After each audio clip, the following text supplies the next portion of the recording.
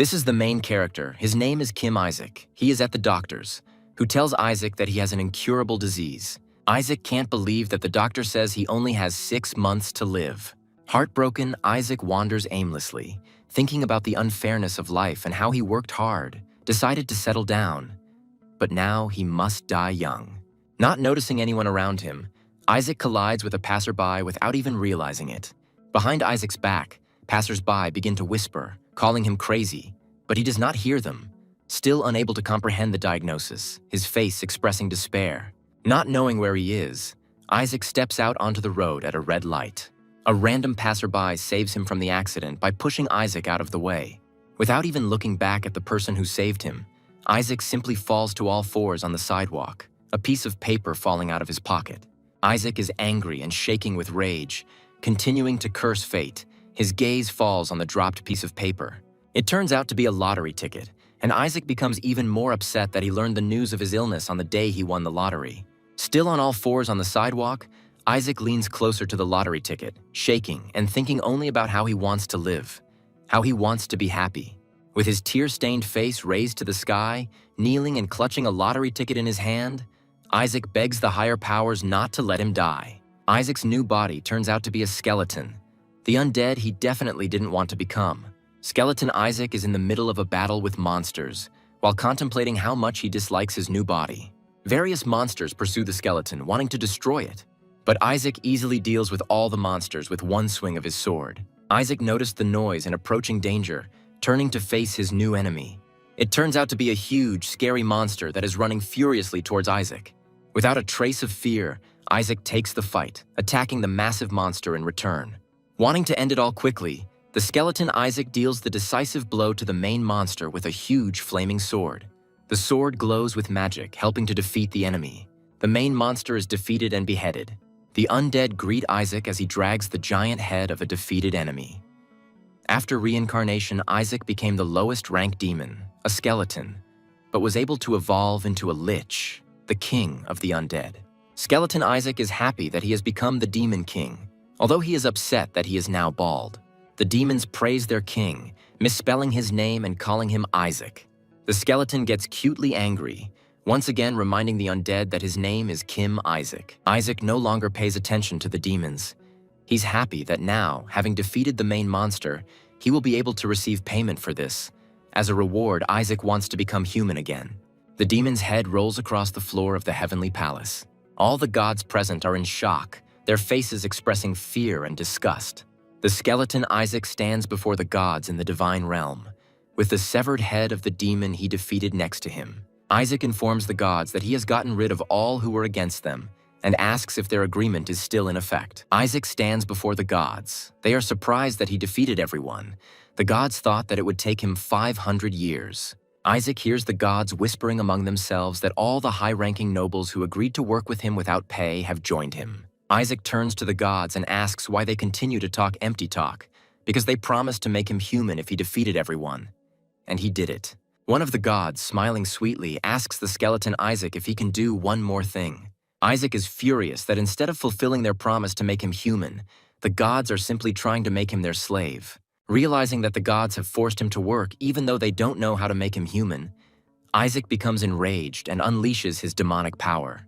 The gods are frightened and whisper among themselves, realizing that Isaac has figured out their trick.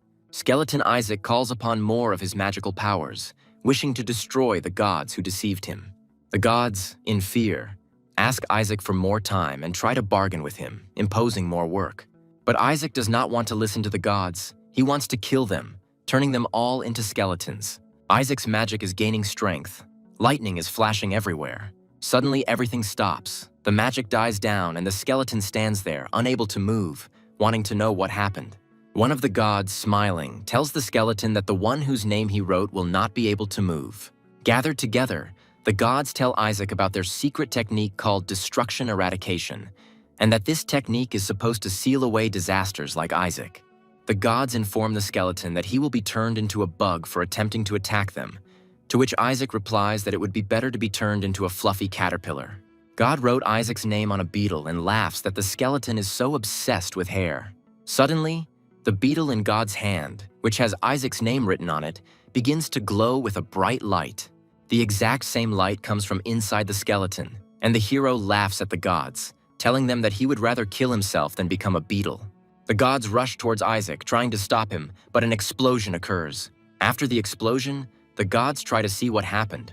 Covering their faces from the bright light, they cannot believe that the skeleton is so crazy that he committed suicide. But the two gods in tattered clothes discover a bug on the floor, rejoicing that the ritual worked in time and Isaac turned into a bug.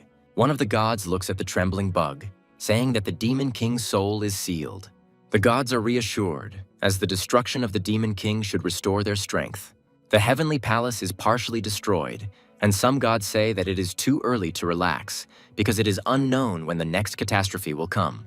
The gods decide to create the perfect vessel of a saint in the human world to kill all the demons. While picking up the beetle that Isaac has turned into from the floor, the gods talk about choosing a soul to place in the body of a saint. The fair-haired god, holding the beetle, rejoices that the Demon King will be locked inside it for eternity. In the next frame, we see the world through the eyes of the hero, who at first thinks that he has become a bug, but suddenly realizes that he has hands. He is surprised to find himself in a human body and does not understand how the gods who hated him still made him human. As the baby examines his hands, wondering if perhaps the ritual went wrong, a voice calls him, calling him holy. The hero understands that they are addressing him and sees servants in the room. The servants smile at the baby and ask why he woke up when he could have slept longer. Isaac doesn't understand who these people are, nannies or someone else. He's still surprised that he became human. The sweet smiles on the servants' faces suddenly turn sinister as they tell the baby that they are upset that he woke up. Holding a bottle of suspicious liquid in their hands, the servants say that the saint must fall asleep again, this time forever. The baby is frightened, and the shadow of an approaching servant falls across his face. The child starts screaming because Isaac just died and was reborn and he doesn't want to be killed again. The man looms over Isaac with a malicious grin, holding a bottle. But when you try to give the bottle to the baby, he turns away, comically pursing his lips. The hand with the bottle approaches the baby's face again, but he again dodges, pursing his lips. The baby comically puts his palm forward as if to say, "No thank you," preventing the servant from feeding him poison. The male servant is in shock. The girl is confused. They cannot understand why the baby is not eating. Isaac turned on his side and pretends to be asleep and thinks to himself that having finally become a man, he would never eat something so suspicious. While pondering how he had managed to become human in the first place, little Isaac suddenly had an epiphany. The servant named him Isaac, and the baby turns to the nannies. Still trying to purse his lips, he remembers how the demons called him Isaac when he was the Skeleton King. The hero reflects that his name Isaac has an alternative pronunciation of Isaac, and guesses that God used this version of the name when sealing him. In confirmation of the hero's thoughts, we see a beetle named Isaac. The kid is happy that, thanks to a spelling error in his name, not only was he not sealed, but he was also reincarnated into a person with the same name. Little Isaac begins to laugh maliciously at the gods, calling them careless for failing to seal him. And at that moment, while the baby has relaxed, forgotten himself, and opened his mouth, the servant manages to push the bottle into his mouth. Isaac is angry, but he can't escape while the servants force-feed him, wondering why the child is so strong. As Isaac tastes the liquid from the bottle, he realizes that it is vegetable juice and it tastes simply disgusting. The baby feels something sinister entering his body, and his eyes begin to close. The servants stand over the baby with sinister smiles on their faces, but Isaac's eyes are blurry. We are introduced to the Central Eastern Temple of the Holy Empire of Helen. A gray-haired man walks along the corridors of the temple. From his clothes, it is clear that he is one of the temple's servants. The man smiles sarcastically, but all he can think about is how to finish off the baby as quickly as possible. On the way, the priest meets a serious man. His name is Alexander Kittelif Hela, and he is the emperor of the Holy Empire of Helen. The gray-haired temple servant and his companions bow to the emperor, greeting him. But the emperor is not happy about the meeting.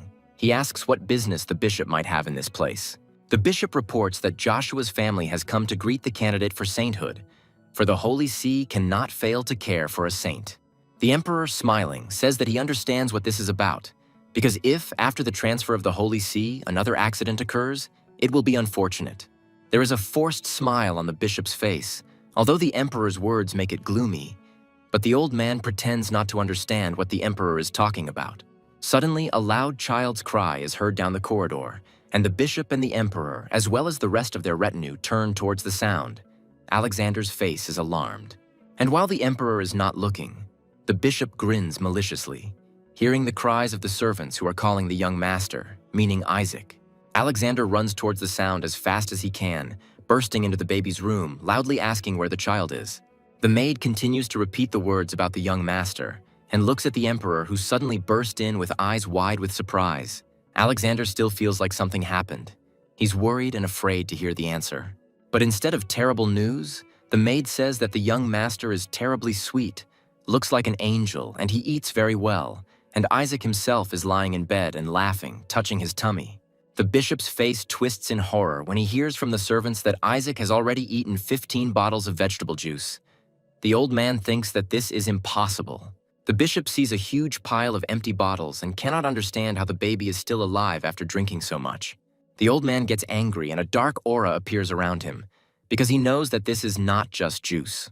We are shown what happened a few minutes earlier, when Isaac's eyes began to close. Isaac remembered the servants' gloating smiles as they fed him juice, a dark aura spreading around them.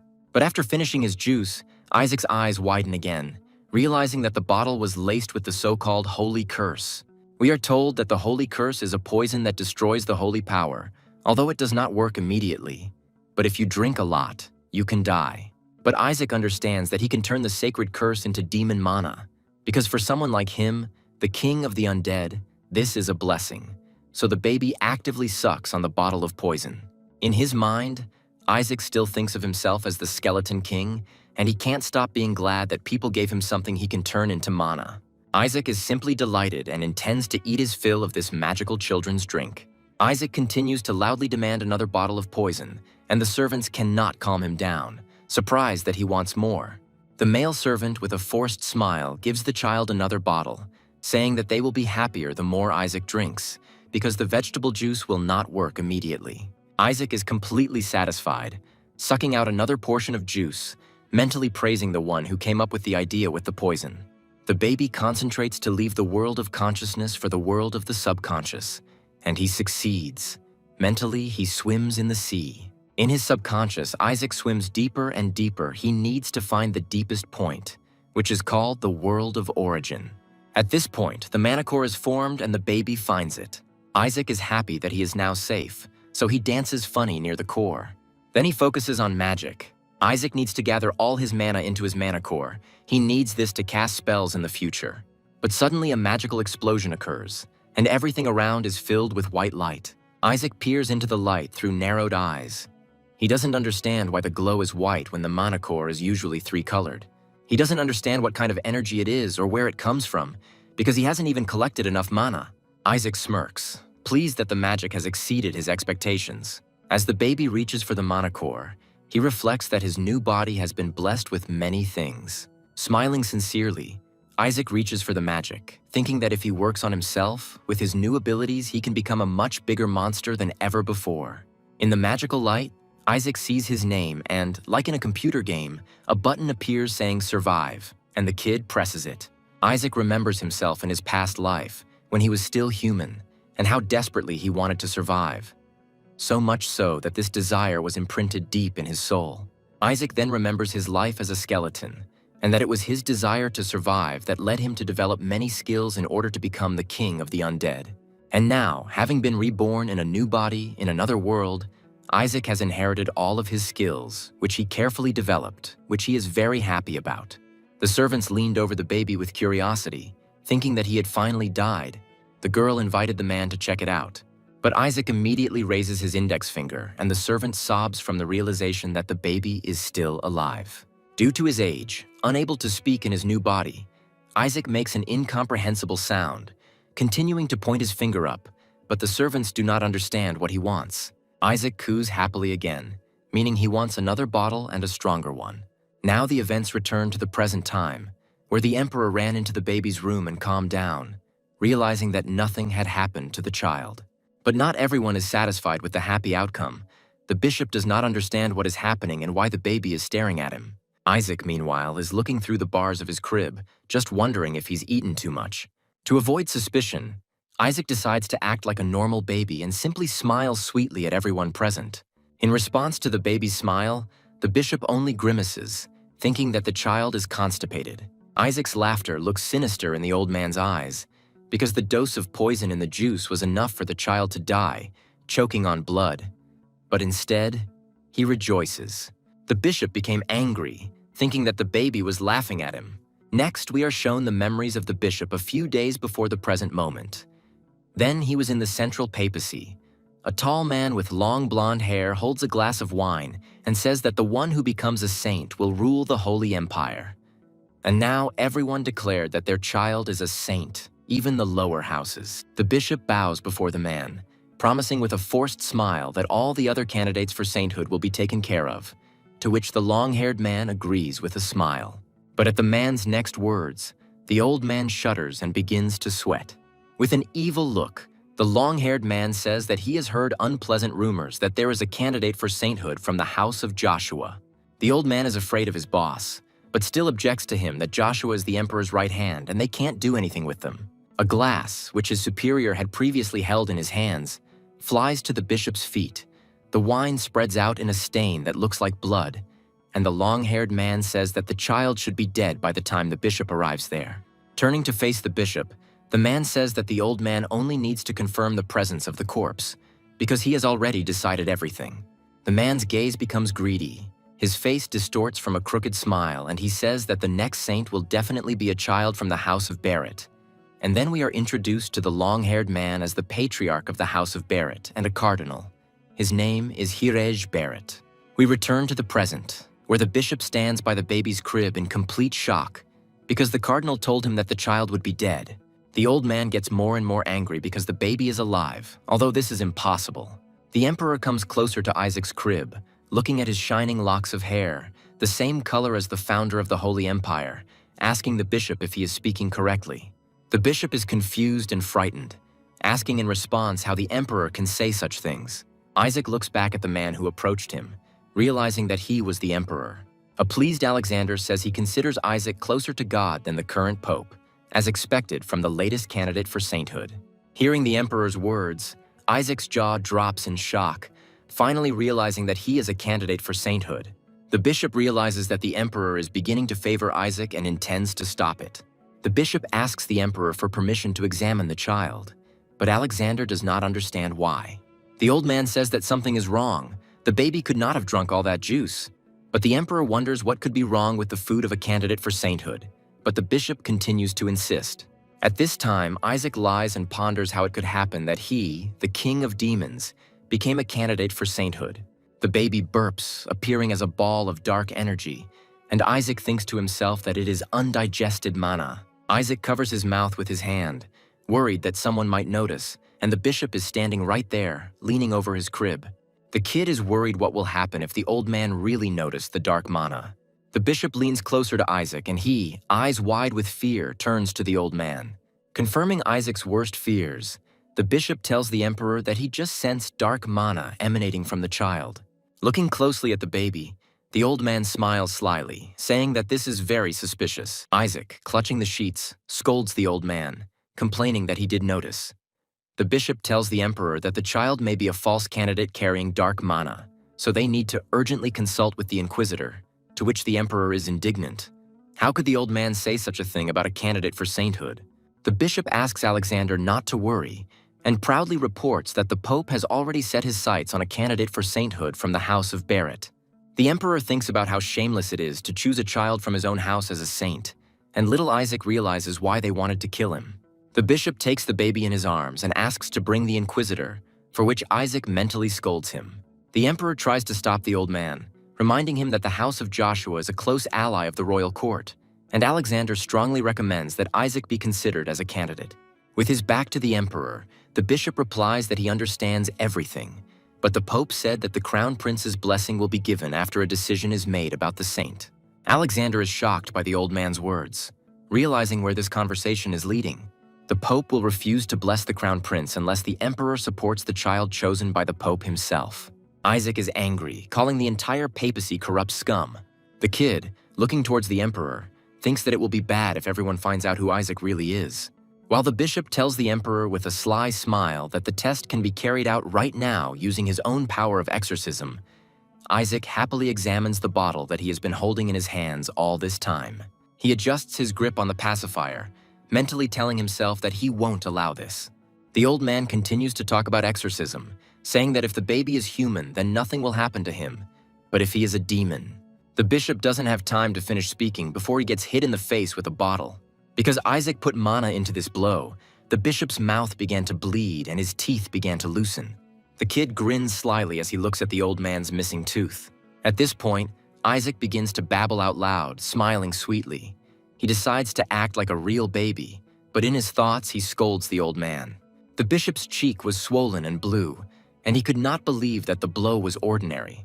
Isaac continues to be cute while the others notice an unusual light coming from the baby, definitely indicating that the child is a saint. The baby continues to happily swing the bottle again. The old man gets another punch in the face, while Isaac mentally gloats that the bishop won't do anything to him anyway. The next blow hits the bishop on the shoulder, and another blow to the face, in which the bishop feels dark mana. But Alexander and his soldiers, watching what is happening, only rejoice, admiring the bright divine light. But Isaac, pretending to be an innocent baby, calls upon dark mana to make the bottle even harder. A blow from a reinforced bottle causes the old man to fall to his knees, but those around him say the bishop was amazed at the baby's divinity. Isaac himself begins to look closely at the bottle, realizing that every time he uses dark mana, divine mana comes out with it, albeit weak. And Isaac thinks that these are two opposites, so they cannot be used together. But perhaps it is all because of that white mana core. The old man doesn't allow another blow to be struck, intercepting the bottle while Isaac is distracted by thinking about the situation. Rising from his knees, the old man shouts that he is ready to swear by everything that exists that the child is a heretic and that an exorcism must be performed immediately. Mentally calling the bishop a stubborn brat, the little boy reaches for the collar of the old man's clothes, sticking out his tongue in satisfaction. Grabbing a suspicious object wrapped in bandages and hung with gold chains, the kid thinks that he didn't mean to do it, but the old man still has something interesting. Isaac takes out everything that the bishop was hiding, and it turns out to be the hand of a demon. The old man looks at this thing called a totem with horror. It is made from the remains of an exiled high-ranking demon. Such a totem is capable of absorbing the powers of other demons, for example, when being pursued by dark forces. Isaac smiles evilly, holding the bishop's totem in his hands, and the old man cannot understand how the child knew about the hidden totem. Isaac simply throws the totem away from the bishop, and while the old man watches in horror, Isaac mentally promises to show the old man something since he continues to attack. The bandages and chains slide off the dark object, revealing it. Isaac raises his little hand and simply snaps his fingers. A demon appears from the dark totem. Frightening everyone present, they cannot understand why he suddenly appeared. A joyful Isaac mentally suggests to the bishop to deal with this demon. The emperor's guard grabs his sword as the demon grows larger. No one can figure out how the Shadow Lich appeared. Alexander shouts at the bishop, whose name is Masa Barrett, asking how a demon could appear in the temple. The bishop indignantly replies that, in fact, the child just pulled out the totem, and everyone saw it. But the emperor objects that totems bind dead demons and the baby could not have revived it. Alexander orders everyone present to protect the baby from the demon and the bishop, and the knights immediately rush to carry out the order. One of the knights immediately takes the baby from the bishop's hands while he stands in shock. Isaac smiles sarcastically, mentally telling himself that this is what he deserves. The idiot. At this time, the knights surrounded the Shadow Lich, pointing their weapons at him. But the demon, seeing the baby, senses divine power from him and wants to kill the saint, so he becomes furious. Isaac is confused as he realizes that things are not going the way he wanted. The Shadow Lich rushes straight toward the child, screaming and threatening. The knights are ready to protect the baby with all their might. Isaac, sitting in the arms of one of the knights, cannot understand what happened to the demon and why he wants to kill him, since it was he who revived this lich. Reassuring himself, Isaac thinks that he has the holy knights on his side and they will definitely protect him. But at that very moment, one of the knights falls, defeated by the lich. Isaac, looking at the fallen warrior, asks himself if they are really holy knights. The Shadow Lich rushes towards the child, repeating that the saint must be killed and the imprisoned king saved. The knight holding the baby is frightened and hugs him close, but Isaac is thinking at that moment that he must defeat the demon first. The demon reaches out to the baby, but he is completely calm. Unlike the knight, Isaac is just thinking about why so many people in this life want to kill him. With an unperturbed look, the kid mentally tells the demon that he saved him, but the demon tries to kill him, which means that Isaac can use dark mana. In such chaos, no one will notice it anyway. Isaac uses magic, releasing his Skeleton King aura to stop the Lich. The demon immediately recognizes his master and is happy to meet him. Unexpectedly for everyone, and first of all for Isaac himself, his hands begin to glow with a bright white light. The glow becomes brighter and brighter, surprising everyone around. Alexander looks at the blinding glow in shock. The light scares the demon away, threatening to destroy him. But the demon does not want this. In order not to disappear after being reborn again, the demon tries to escape, but the knights do not want to let him go. Many gather around the baby, claiming that what Isaac did was holy power, and with its help he defeated the greater demon. The baby looks at his hands and realizes that they are truly oozing holy power. Isaac wants to figure out where his holy power comes from, continuing to look at his hands, but the light is already disappearing. Feeling himself, the baby realizes that his own body has transformed dark mana into holy power. Isaac starts to get angry because he wants to accumulate dark mana. There is already little of it in the Empire. At this time, the bishop tries to escape from the knight's grip, calling them fools. The bishop shouts that the child is a heretic who uses the power of demons. And where has it ever been seen that a demon would set foot in the Holy Empire? He asks the emperor for permission to prove it. But the emperor does not allow the bishop to do anything, condemning him for accusing an innocent child of heresy, as well as for the presence of a demon in the presence of the royal holy knights. With a threatening look, Alexander tells the old man that even if he is a man from the Holy See, his actions will not turn out well for him. The bishop feels uneasy because of the emperor's words, and he is also angry because the seeds of doubt have already been sown in the emperor's mind. And soon he will learn about the spy, and this will cast a shadow on the Holy Throne, as well as on the Barrett family. So the bishop decides to use magic, unnoticed by the knights, to save his family, even if it costs him his life. The bishop summons the sacred spirit of the beast, intending to at least kill the candidate for sainthood since he is no longer trusted. The bishop's sacred beast lunges towards the baby. Isaac continues to remain calm, realizing that the old man has shown his true nature. But the baby is not afraid of the beast, considering this attack a very weak attack. When the beast is so close that its open mouth is already reflected in the baby's eyes, Isaac realizes that he has run out of mana. The beast's attack is interrupted by a sudden attack from the entrance, which surprises the baby. A young man with silver hair entered the room and menacingly asked who dared to lay hands on the child Joshua. All the soldiers present began to whisper that this was the pious Asura, the Knights of Joshua. The seventh son of the Joshua family, Relai Joshua, walked in front of everyone. Pointing his finger at the old man, Relai orders the bishop to be arrested immediately.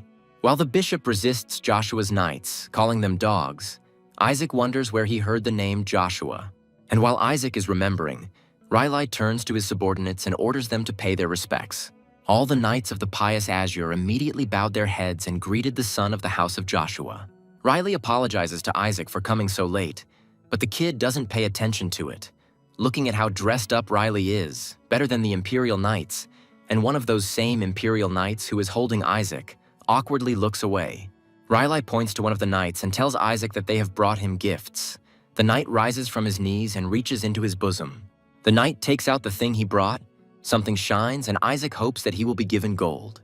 But the knight, flashing a happy smile, shows the little boy a figurine of a skeleton king whose head is being cut off. Isaac looks at the gift in shock, and the knights continue to take out the figurines, saying that they still have those where the skeleton king is burned alive, or one where he is torn to pieces. As Joshua's knights twirl figures in front of the child's face, Isaac gets worse. He almost starts to cry, wondering how he will survive in this madhouse. But the knights thought he liked it, and he cried with joy.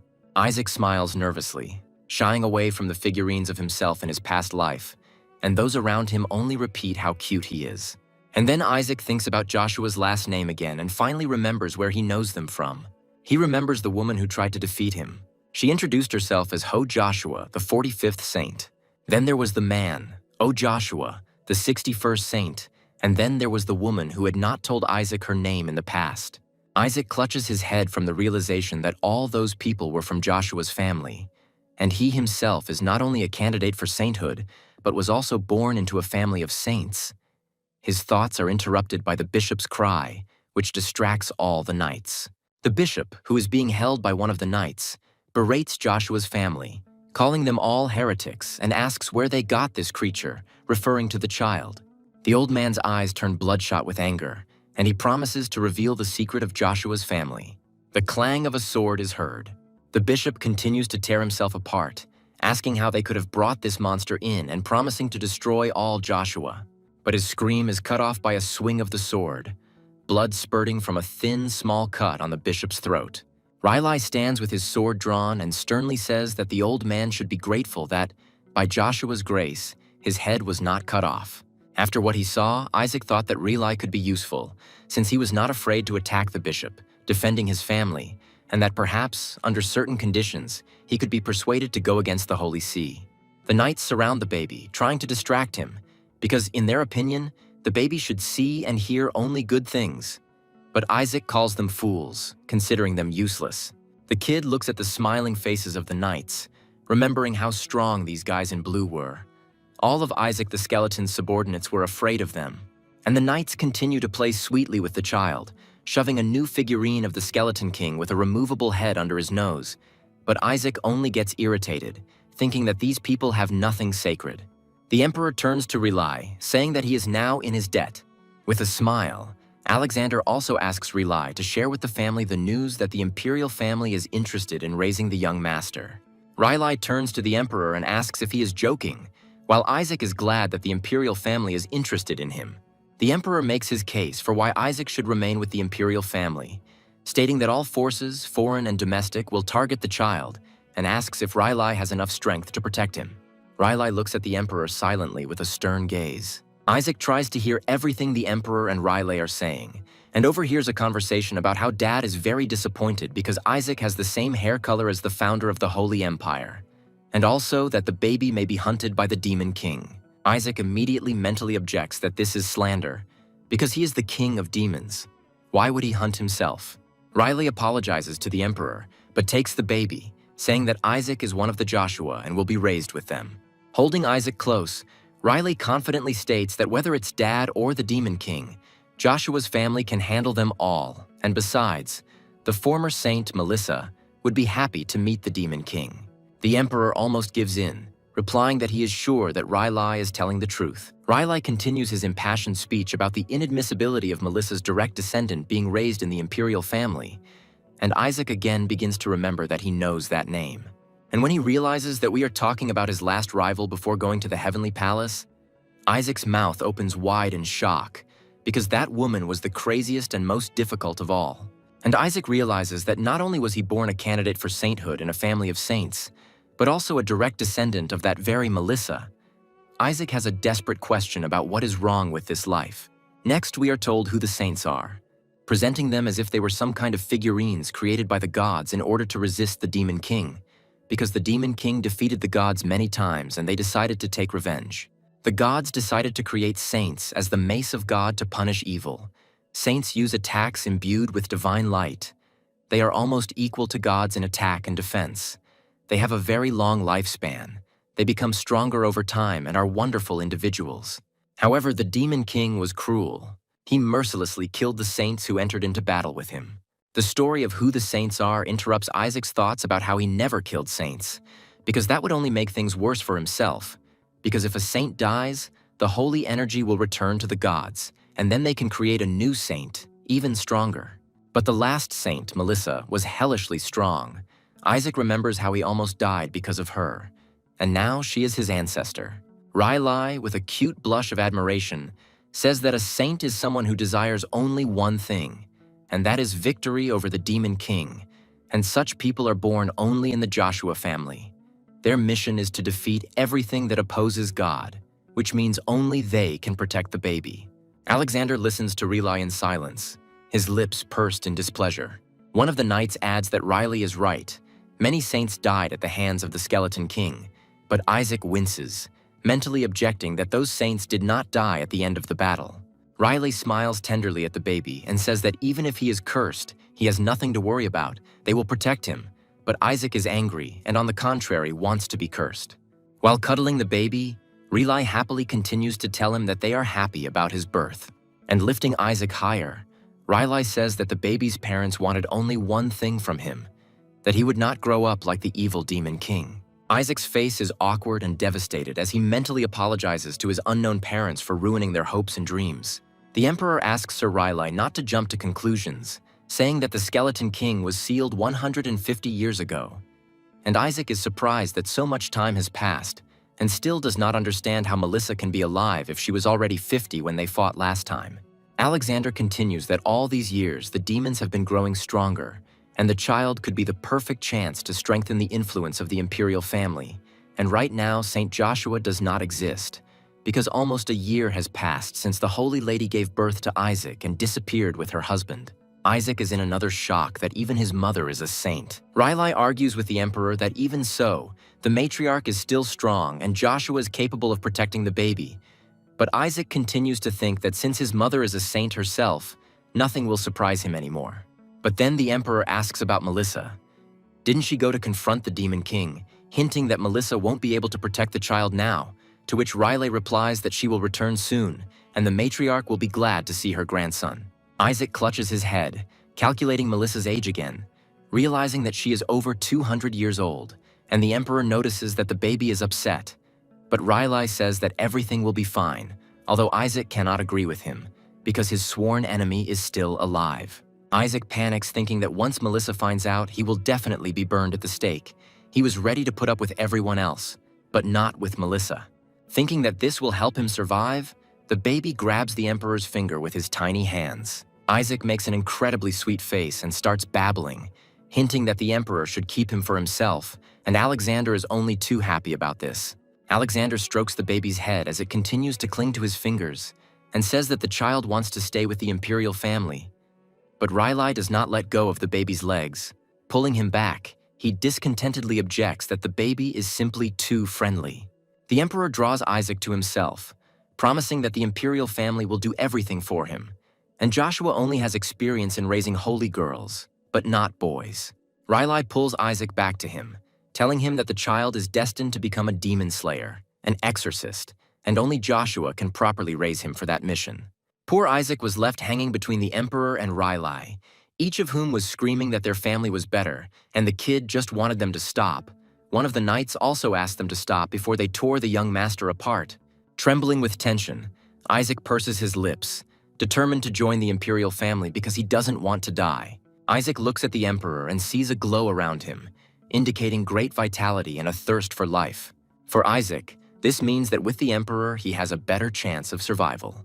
With an even brighter smile, Alexander tells the little boy that he made a wise choice. In the next shot, we see the bishop kneeling in front of the dark figures.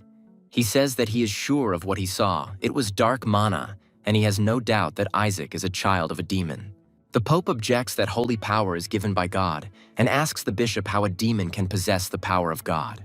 The cardinal draws his sword from its sheath, but the old man continues to insist that he is sure that what he saw was mana. He would not be able to confuse mana and holy power. Without emotion on his face, the Pope informs the bishop that the Holy See has heard his statement. The old man tried to say something else, but the sword cut his throat. The cardinal looked contemptuously at the dead bishop and called him a blasphemer. One of the dark figures in a cloak promises the cardinal to organize an attack, but he says that this is not necessary because the Emperor will take the child to himself, and in the palace there will be enough chances to solve the problem, and this time they will be convinced of the death of the baby. At this time, Isaac lies relaxed and scratches his ear, thinking that someone is talking about him. In Korea, there is a saying that if your ears itch, someone is remembering you, just like we have hiccups. A carriage drives through the forest, in which Isaac, accompanied by knights, heads to Joshua's family. And the Pope's henchmen, like himself, are surprised by this turn of events. Next comes a flashback where Isaac sits in the Emperor's arms and closes his eyes from the bright light. He sees this light coming from Riley, who agrees with Alexander that Joshua's house is not the best place to raise children, as there are many demon remains and manacores in that house, especially since Joshua's house is where the Skeleton King's remains are kept. Isaac looks at Riley's light and thinks about how great his desire to survive is, since the light is so blinding. And when he hears that the remains of his former body are kept there, he is very surprised that Joshua preserved it. Riley wants to say something in defense of his family, but Isaac grabs onto him, interrupting Riley's speech. An inspired Isaac is immediately ready to go to Joshua's house. Riley loses the thread of the conversation, overwhelmed by the cuteness of the baby. The flashback ends and we now see Isaac riding in a carriage to his former enemies, away from the Imperial Palace. But he will be able to get his remains. The kid thinks about how his previous body has been upgraded to the level of gods, and if he can get it back, even the 10th rank will be nothing compared to the power he can get. And for Isaac, the bright light that came from Riley is a big plus. In the carriage, Riley talks to one of the knights, and he asks why the Pope's forces are pursuing the young master, to which Isaac thinks to himself that he is also very surprised by this. Riley replies that it's all about the prophecy, which says that the saint will become the child of the gods, and therefore the next Pope. So Barrett tries to choose her child. This information makes Isaac experience another shock. Now we are told that the Pope is the strongest cleric. That is, a priest who is able to use second-rank holy spells. The Pope is not like the other clerics. His power over the others is almost equal to the emperor's. And for many centuries it was the Barrettas family that continued the succession to the papal throne. So now they are going crazy over the possibility of this power being taken away from them. Imagining himself as an adult sitting on the holy throne, Isaac understands why every family wants to produce a saint. The carriage stops and Riley and his knight look around for the cause. Looking out the window, Riley asks the man who was driving the carriage what happened, and he replies that they have already arrived at the duchy, but there are problems. 3 guards stand in the way of the carriage in which the baby is riding, saying that they cannot enter the duchy. Isaac doesn't understand what happened again, and Riley gets out of the carriage to scold the guards, asking them if they can't see Joshua's coat of arms. The guard standing in front begins to show fangs, and with an evil smile he announces that of course the carriage will not be able to go any further. All 3 guards immediately develop claws. Their appearance changes, and they say that they are obliged to wipe from the face of the earth the child who inherited the blood of the saint. The knight guarding the carriage is surprised by the appearance of demons, and Isaac is outraged by what is happening, since he forbade demons to attack human territories and does not understand what the new demon king is doing there. The demon tells the knights that the king has ordered that saints and priests be killed without hesitation. At first, the kid thinks that some madman has ascended to the throne of demons, but then he hears the attacking demons say that they will kill the saint in the name of King Isaac, and then the kid gets angry because he never said such a thing. The demons continue to say that if the knights leave the little one, then King Isaac may well spare them. But then a bluish light of magic hits the middle demon, burning him. The demons panic and call Riley, who used magic, a worthless knight, asking how he dared. Riley replies that if the demons say such words to the exorcist Joshua, it means they do not want an easy death. Continuing his speech, Riley says that in order to protect the entire world, the Knights of Joshua will pursue demons to the very depths of hell to destroy all demonic race. Riley calls the Demon King evil and cannot believe that he used his subordinates to take over. The demons, not intending to forgive the knights for their attacks and insults to their king, rush to attack. The knights respond by preparing to fight and protect the child. The one riding inside the carriage grabs Isaac in his arms. Having asked the young master for forgiveness, the knight runs away with him. Isaac simply watches what is happening, not feeling any fear, but only wondering what is happening and whether someone is pretending to be him. The knight carries Isaac away from the battle into the woods, to a safe place. He puts Isaac under a bush and asks him to wait there. Promising to return soon, the knight casts a magical protective barrier on the baby. Isaac feels the barrier from the inside, realizing how strong it is, that even a high-ranking demon could not break through it, which means it is impenetrable from the inside. And Isaac decides to release his magic. Focusing on meditation, he calls upon the one who is made of magic, but has intelligence. Isaac calls him the one who watches, and then a clod of dark magic appears. The dark lump immediately presses itself against the barrier, happy to meet its owner, but Isaac asks it to be quiet so that they don't get caught. The dark lump says that he was afraid that he would never see Isaac's majestic face again, and the baby replies that he too was afraid that he was finished. Isaac greets the lump of magic once more, calling it Whisper, and explains that it is a detection spell, but also has a consciousness. Isaac created it to make his job easier in the past, and then it developed a personality. Whisper congratulates the master on successfully capturing the child's body without an ounce of guilt, and then begins to run around the barrier, cursing the gods who sealed the great master in the body of a baby. But Isaac stops him, sending him to search for enemies. Whisper immediately and unquestioningly follows the order and begins searching within a radius of 100 meters. Whisper discovers the battle between demons and knights, reporting to Isaac that he found 88 enemies and that they are all monsters that will never compare to his master. The kid is shocked by the number of demons, fearing that they decided to start a real war. Isaac doesn't want the territory's security to be strengthened due to this skirmish, because then it will be much more difficult for him to summon subordinates, and he will also have to hurry to find his former body before Joshua's family catches him. So the kid is ready to spend all his mana to deal with the enemies himself. But Whisper does not say that now the number of enemies has become 51, and then 31, and the number of opponents continues to decrease very quickly. Whispers say something is coming when there are only 4 enemies left, and Riley, sensing danger, orders everyone to form a defensive line. The demons look up, happy that their brother has finally arrived. The demon calls the newcomer to kill the saint together. But the new demon himself deals with the remaining enemies, killing them all, which leads to complete confusion of all the knights. Whispers happily report that there are no enemy forces left, and Isaac is surprised but overall pleased. He sees that the Shadow Lich has arrived, the same one that eluded the knights in the Emperor's house when Isaac revived the bishop's totem. The demon screams that anyone who touches his king with their dirty hands will lose their life, and Isaac is shocked by the Lich's words, because he can arouse suspicion in the knights. The Shadow Lich becomes increasingly enraged, thinking that his king was forcibly trapped in the body of a child, so he yells at the knights. The knights stand in a defensive line, ready to fight the Lich, while he tells them not to dare even look at the child with their disgusting eyes, lest he rip them out. However, the knight who cast the barrier on Isaac asks Riley what this demon is saying. The people do not understand the demon's language, so they just stand there in confusion. Isaac smirks, realizing that the Shadow Lich has realized that he is the Demon King and appreciates the demon's desire to follow him, but does not know why he is putting on such a show. The knights rush into battle, wanting to attack the Lich. Sitting in the barrier, Isaac begins to scold the demon so that he does not touch the super-rich mana core, which is his lifeline. The knight notices that the baby is actively waving his arms. This knight asks to wait for Isaac while he quickly settles everything. The Shadow Lich was happy that his master recognized him, but the knight decided that the demon was being hostile and was shouting at Riley to do something. At super speed, the Lich rushes towards the baby. He hurries to Isaac, to his master. Riley and the other knights fear for Isaac, believing that the demon is showing hostility towards the child. The Lich, approaching the master, scolds the knights, believing that it was they who locked the Skeleton King in the body of a baby, so the demon calls the knights vile. But Isaac is only glad that he attracted the demon's attention.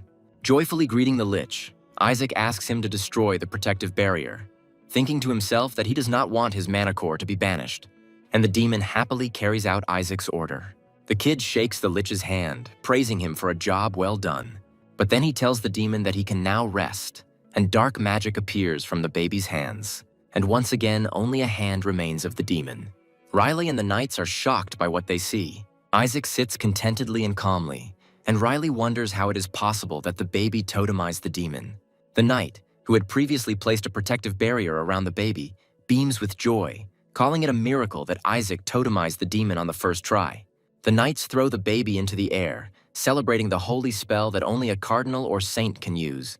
But Isaac argues in his mind, stating that it was not a holy spell, he used mana. At this time, Riley reflects on the fact that he does not sense any holy power from the baby, although the spell was definitely holy, and this is strange. The knight happily tells Riley that he is convinced of the child's holiness and that he was magnificent. But Riley doubts it, looking at the frowning Isaac.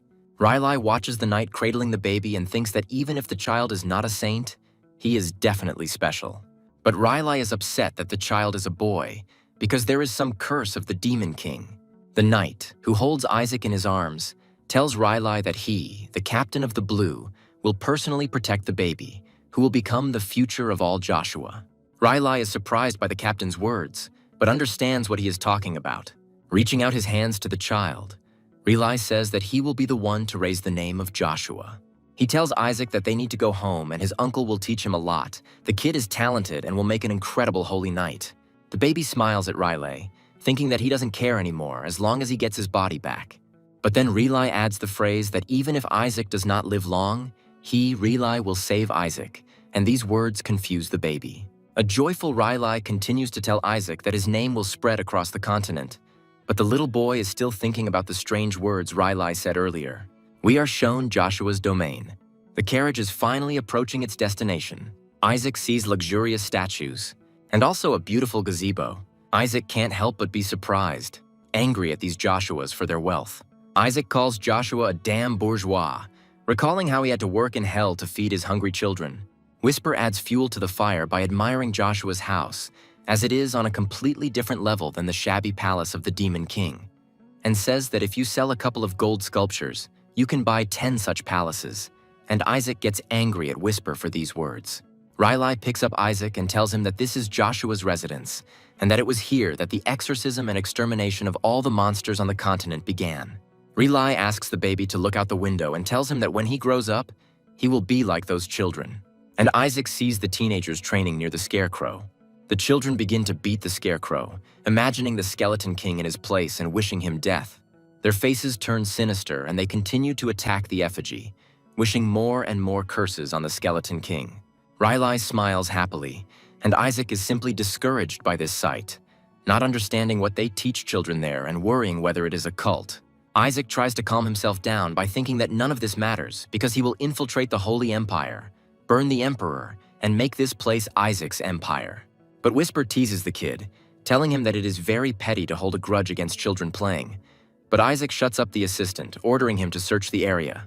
Whisper turns on his abilities and finds Isaac a building with many glowing balls.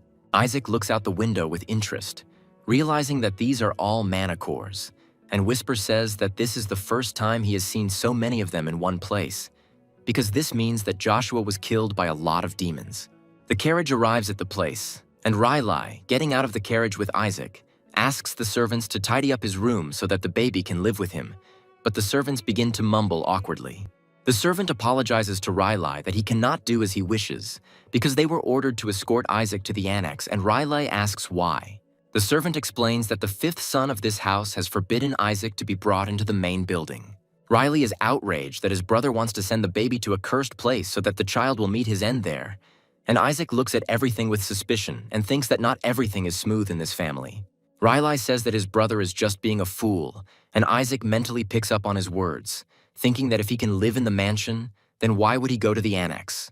But Whisper quietly tells the kid that it is there, in the annex, that the mana cores are located, and Isaac abruptly changes his mind.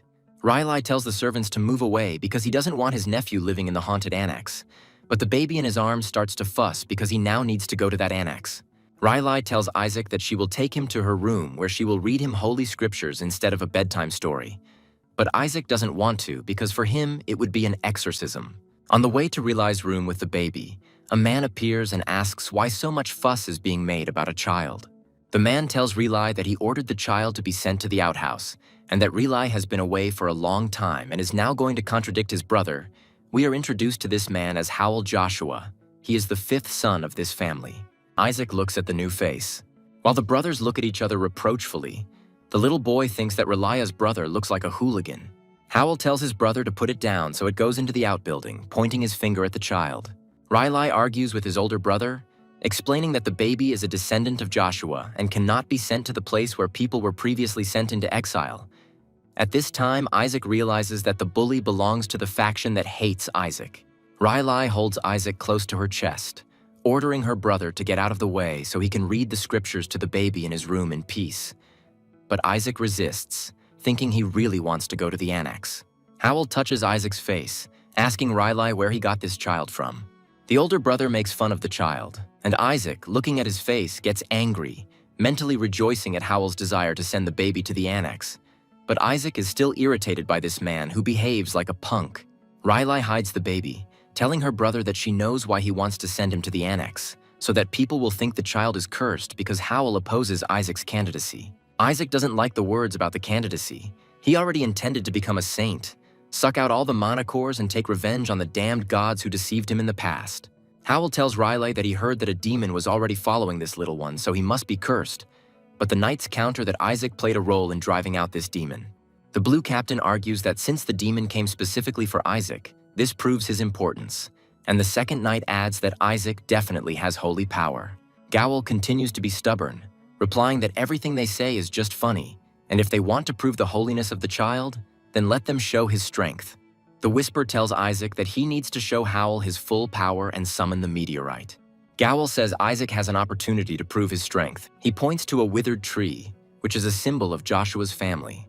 And Howl says that the baby must revive this tree that their Lord loves so much. He explains that the holy tree died because of the demon's dark mana, which means that if Isaac really does have holy power, he can restore the tree. Grinning nastily, Howl continues to bully the child.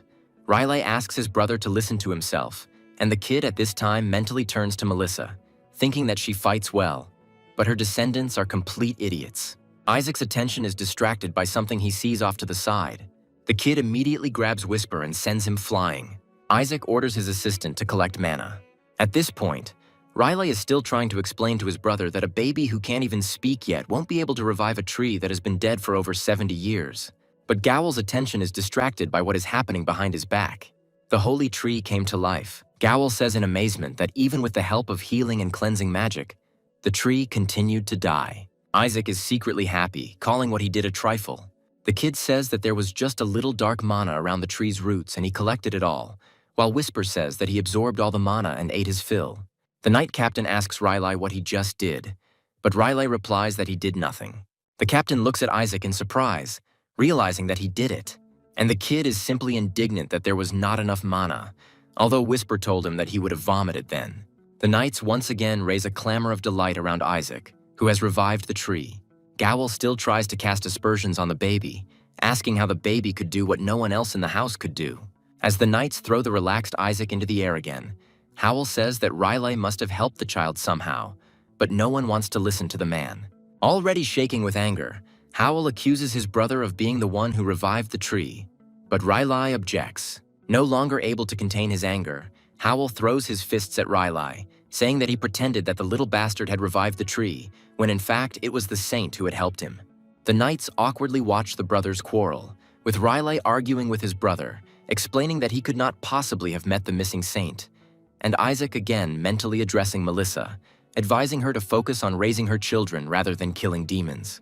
Although Isaac doubts that Gowl is Riley's brother after looking at him, he would rather believe that Riley is Melissa in disguise.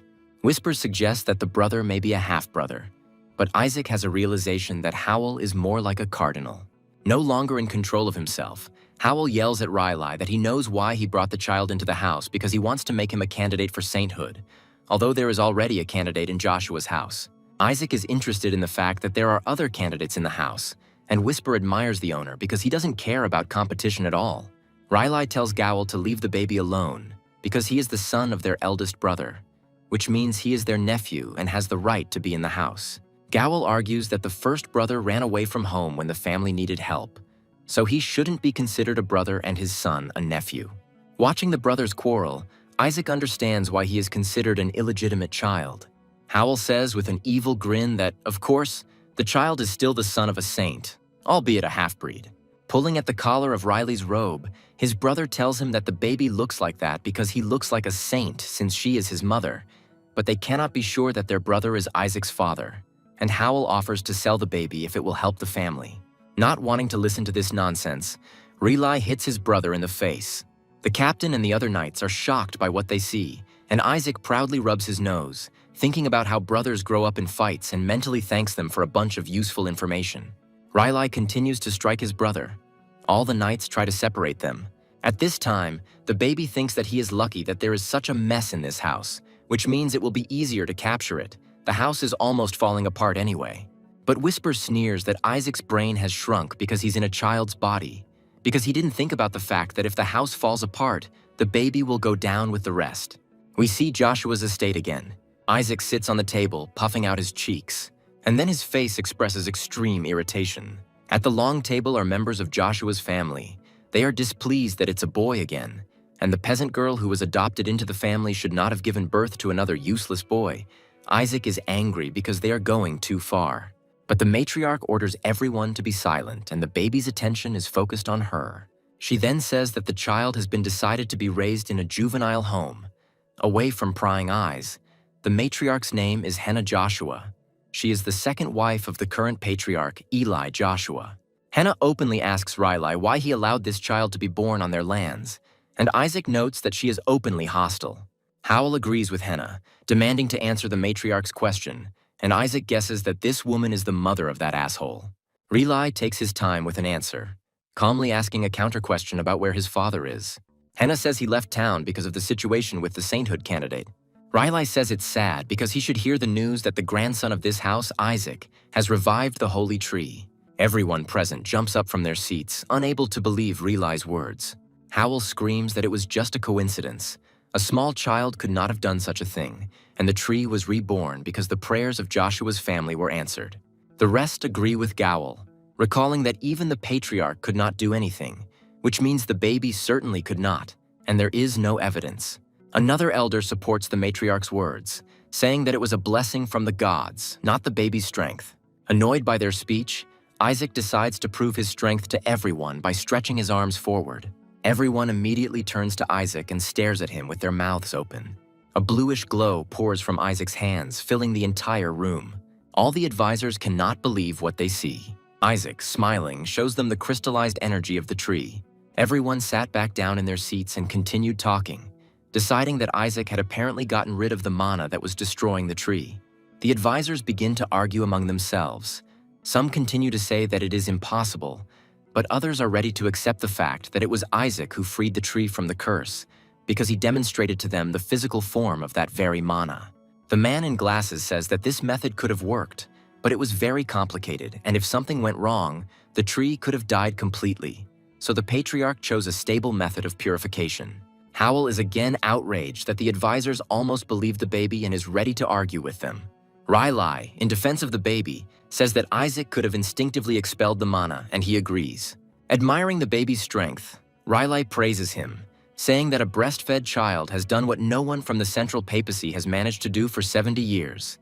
And Isaac's pride and self-satisfaction grows greatly from his words.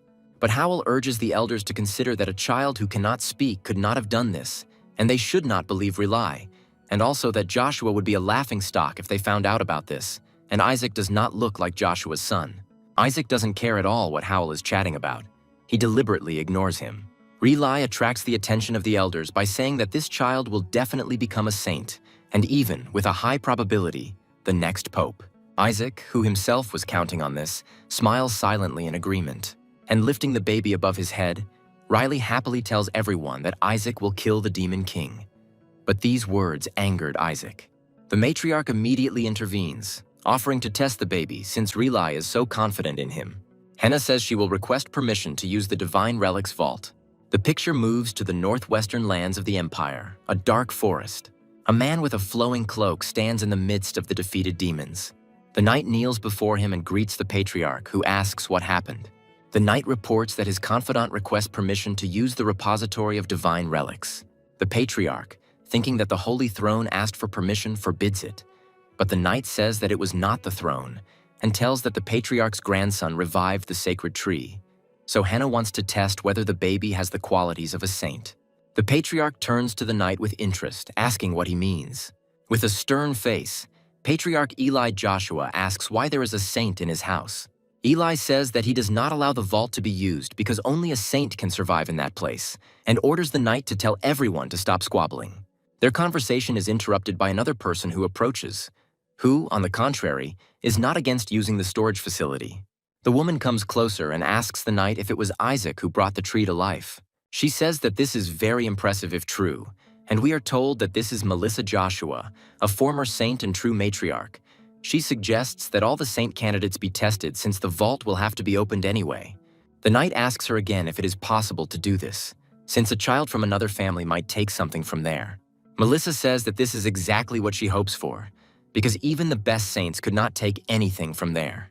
Melissa says that if someone manages to take something from the vault, perhaps that person will then be able to track down the Demon King and kill him. Therefore, Melissa not only does not prohibit the use of the storage, but also offers to award a prize to anyone who can do it. Melissa orders the knight to tell everyone that the child who brings the most valuable item from the vault will receive a reward that even Dad cannot give. She promises to give the winner the Joshua family heirloom and personally teach him her secret technique. The vault contains secret technology and divine relics. It was always guarded by a saint. It is believed that Joshua is the owner of that place.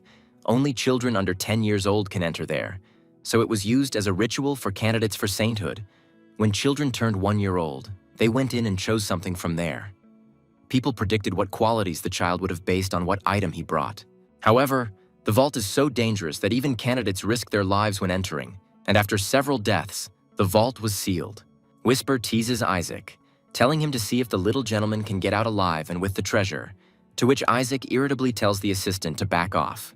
Whisper asks if Isaac is looking forward to this challenge, and he happily agrees. The baby's face immediately becomes too happy, because rumor has it that this is where the remains of the Skeleton King are located.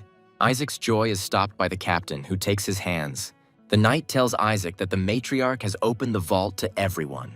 Joyfully throwing Isaac up in the air, the captain says that children from all families will be tested. 5 main houses are participating, and although Dad's family will also show up, the captain assures the kid that he will be the one to win. Isaac can't believe his luck. This situation is beneficial to him, because the more people, the less attention, and the easier it is to get his body back. Other hands catch the baby in mid-flight, and Riley's voice tells Isaac to be careful. After picking up the child, Riley explains that the vault is guarded from the inside by captive demons, but Isaac does not understand the danger. He thinks that all the demons, since they were captured, are definitely rank 6 or lower, so the kid thinks that he will just use force. But after putting Isaac in bed, Riley continues to tell him that rank 8 demons are not easy to deal with. The captain adds that the 9th rank dragon is perhaps the worst of all. Isaac, listening to them, wonders what such demons are doing there.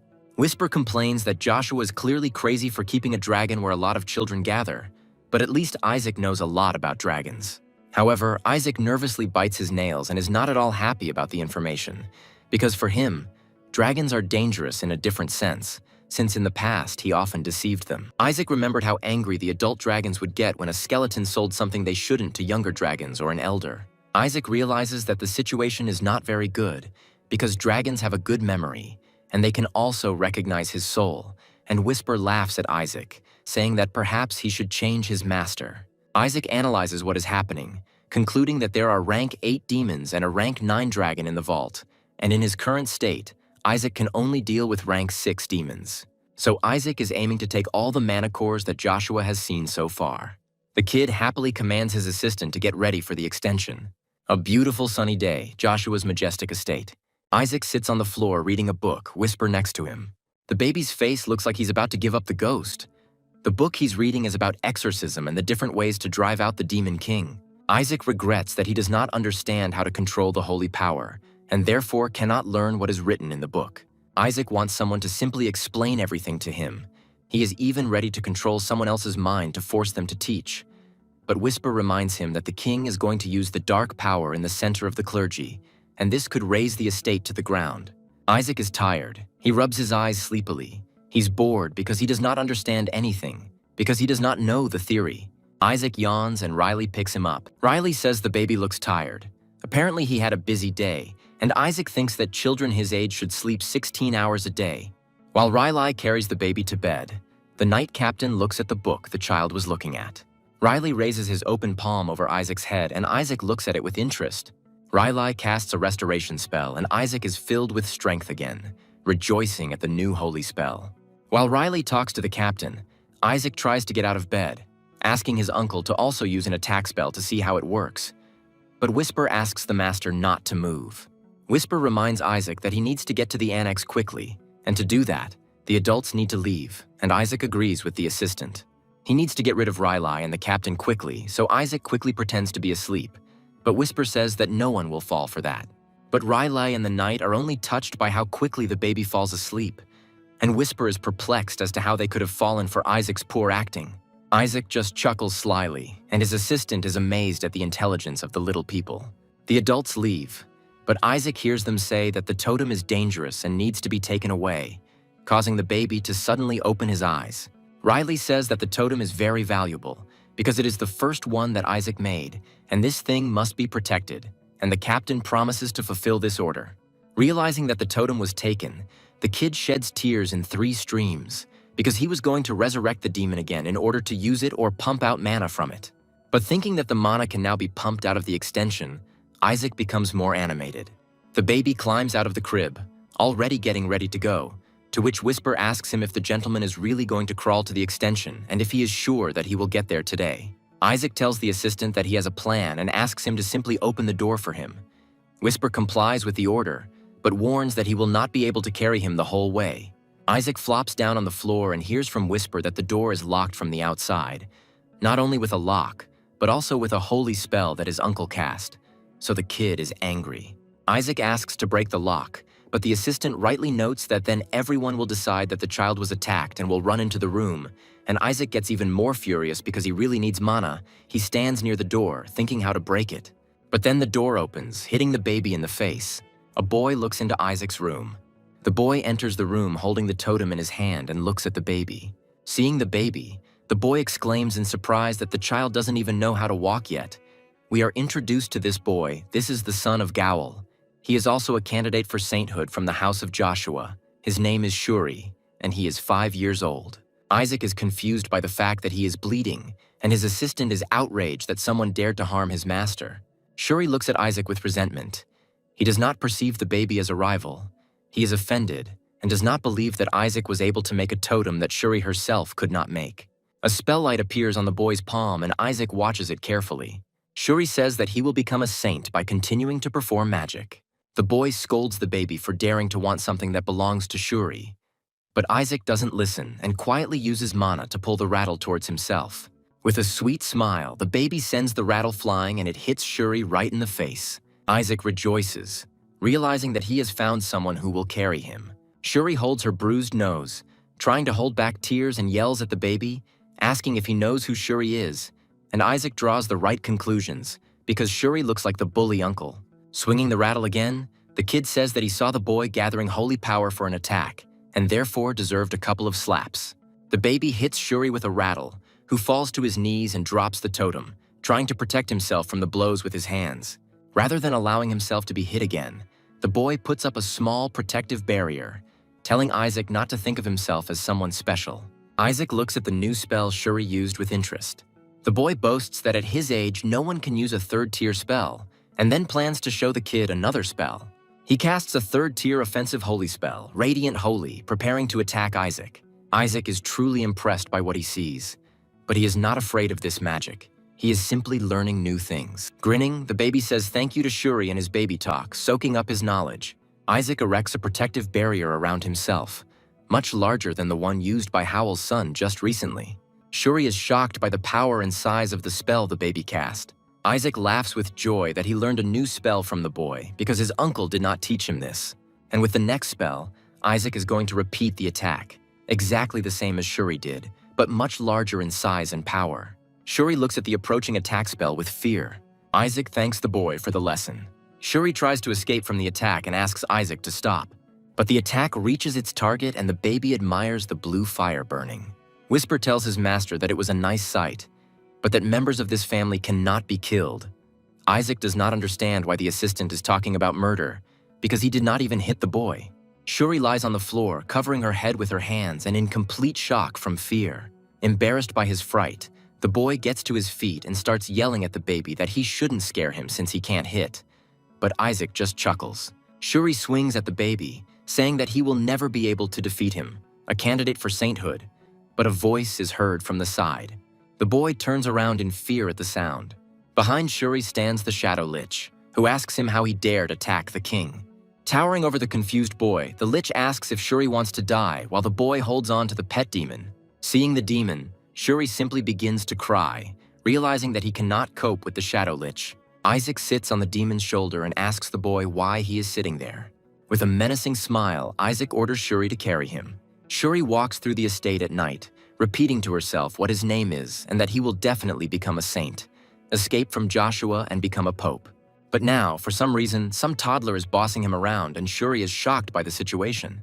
Isaac is happily riding on the boy's shoulders, waving his rattle, and Shuri is angry at the baby and does not want to work as a riding horse. He again begins to threaten the baby. But the Shadow Lich immediately approaches the boy and tells him to move if he doesn't want to be torn to pieces. Shuri turns pale in fear and ignores the demon calling him a human bug. The boy decides to focus on staying alive. With tears in her eyes, Shuri quietly whispers, asking someone to save him. Isaac, like a seasoned horseman, points with a rattle in which direction Shuri should go, and he tries to follow orders. But Shuri is curious about where the baby is going in the middle of the night, So he asks Isaac this question. Upon reaching the place, the boy realizes that they have reached the extension of Joshua's house, which is considered to be a haunted house. Isaac is excited, but Shuri is afraid, because the patriarch forbade everyone to enter the annex since several people have already died there, and this crazy kid dragged him here in the middle of the night.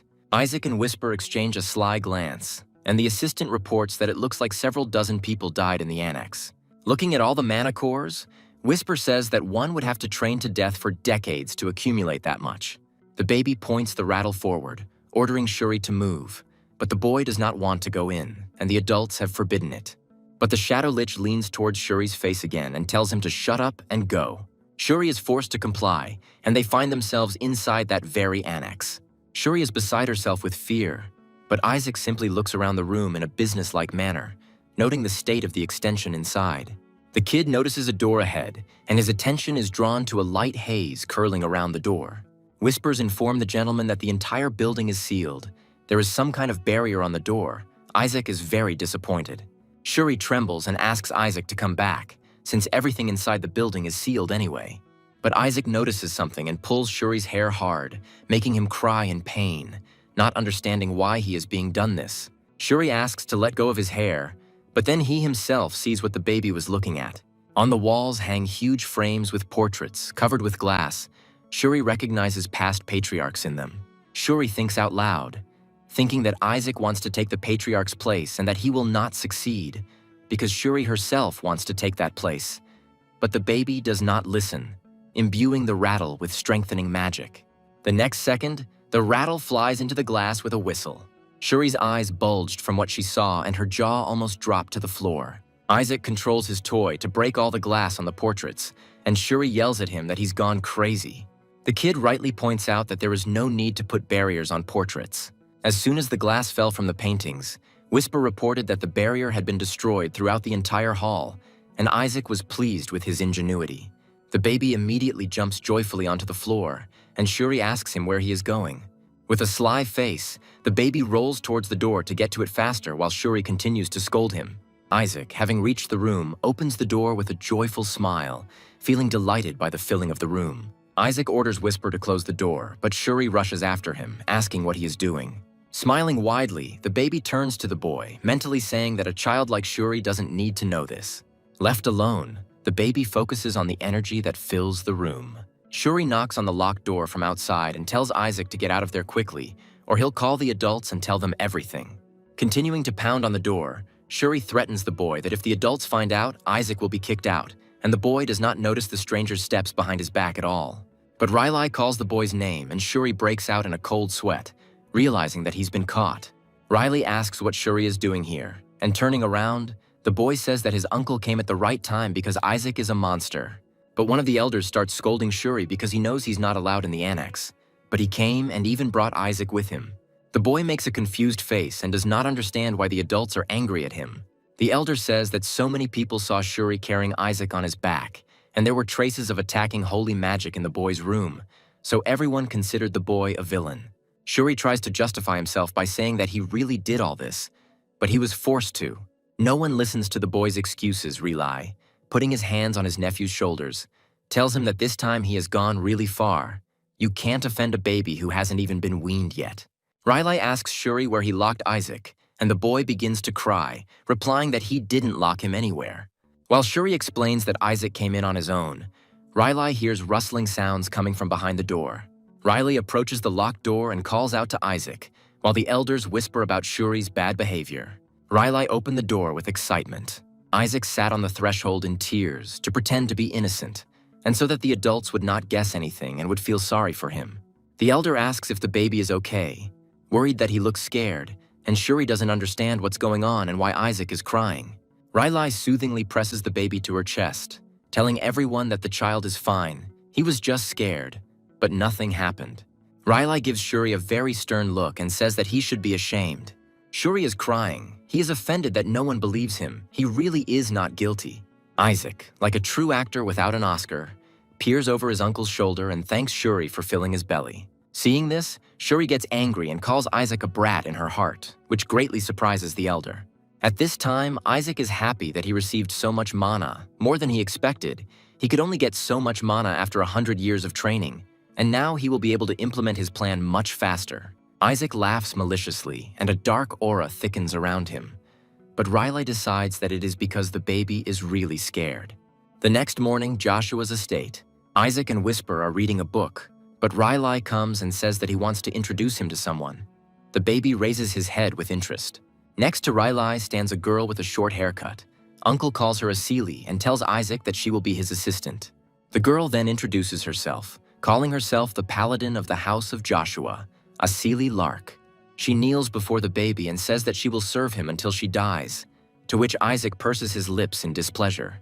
He rolls his eyes, realizing that he was being followed because of what happened in the annex. Isaac makes a stern face and points his finger at Asili, starting to babble. The kid makes a scary face, raising his hands menacingly, trying to tell the girl in his baby language that she is fired and can get out of sight. Asili and Riley look at Isaac's movements in confusion. The girl's shadow looms over the baby. Isaac looks at Asili suspiciously. The girl, blushing, asks Riley for permission to squeeze the baby's cheeks. She is beside herself with delight. Riley smiles sweetly, but Isaac does not share the delight and thinks that absolutely everyone in this house is crazy. Riley puts his hand in his pocket. He wants to give Isaac something. Isaac's uncle shows the little boy a box containing a simple silver ring, and he says it is a gift. Isaac looks at the ring with disgust, mentally wondering if Riley found the jewelry in the trash can. Whisper also chimes in, saying that he heard about Joshua's financial crisis. Apparently it's true, since his uncle is giving him something that can't be called a gift for the gentleman's first birthday. But Asili, having recognized the thing, says that it is a relic of a saint. Now Isaac is really interested in the gift, since it is a relic, and Riley, stroking the baby on the head, says that he took this ring from the council especially for Isaac.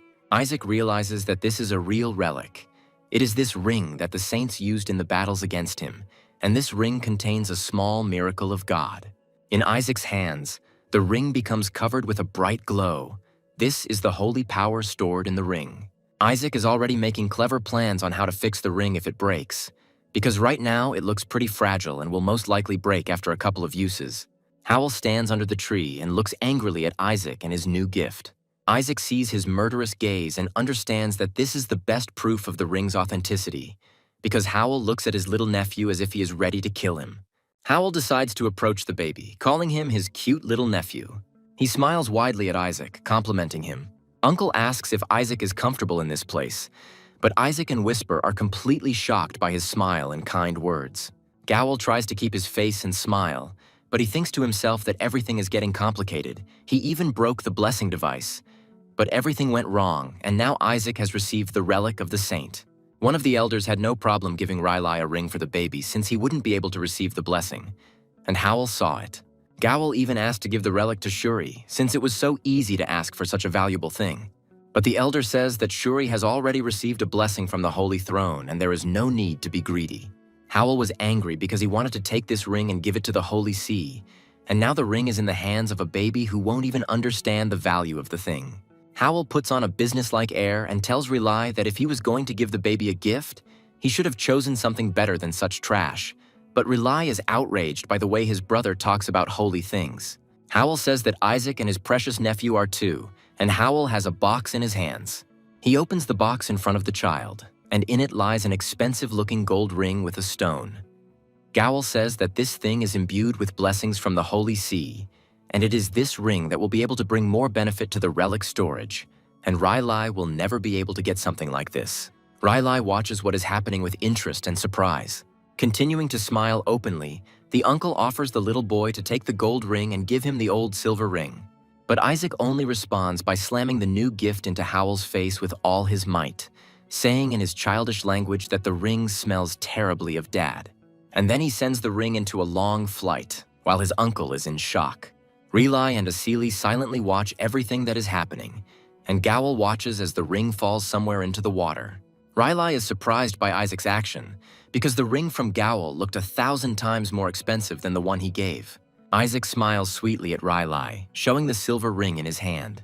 Out of joy, Riley and Asili throw Isaac into the air and the uncle promises to give his nephew the best of everything. Meanwhile, Gowl and his assistants are looking for the gold ring in the water, because the ring is important. But Isaac sneers that they will never find the ring. He put magic on it for weight. Whisper praises the master for not touching such a vile ring with a finger. But Isaac orders his assistant to take the ring at dawn because it will cost a fortune.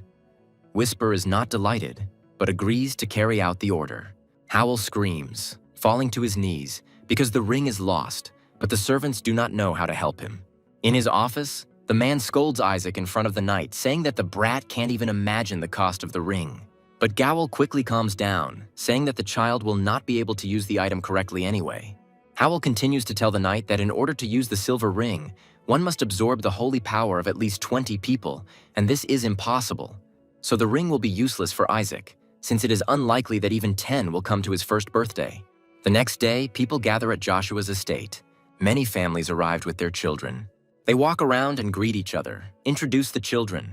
Asili, Relai, and Isaac watch what is happening in the courtyard from the window.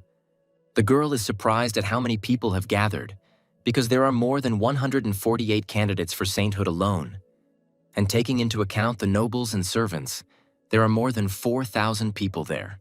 Asili continues to marvel at how many people have arrived, but Isaac is not at all inspired. Isaac wonders why there are so many candidates for sainthood, whether the gods got lazy and scattered them all over the place, to which Whisper replies that this is exactly what the gods usually do. Riley says he didn't expect such a stir, he thought it was a trap and no one would come. At that moment, a young man with a wide smile runs into the room and loudly greets Riley. His name is Simon Age. He is a friend of Riley, an earl, the head of one of the 3 trade unions. Riley is surprised that Simon has also arrived, but his friend replies that rumors have spread throughout the empire and he could not help but come.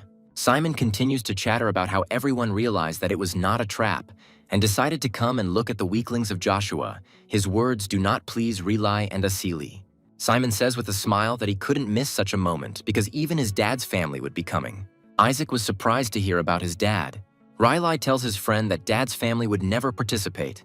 Simon agrees. He also thought that dad's family would refuse to come to Joshua's lands because they hate everyone except Barrett's family.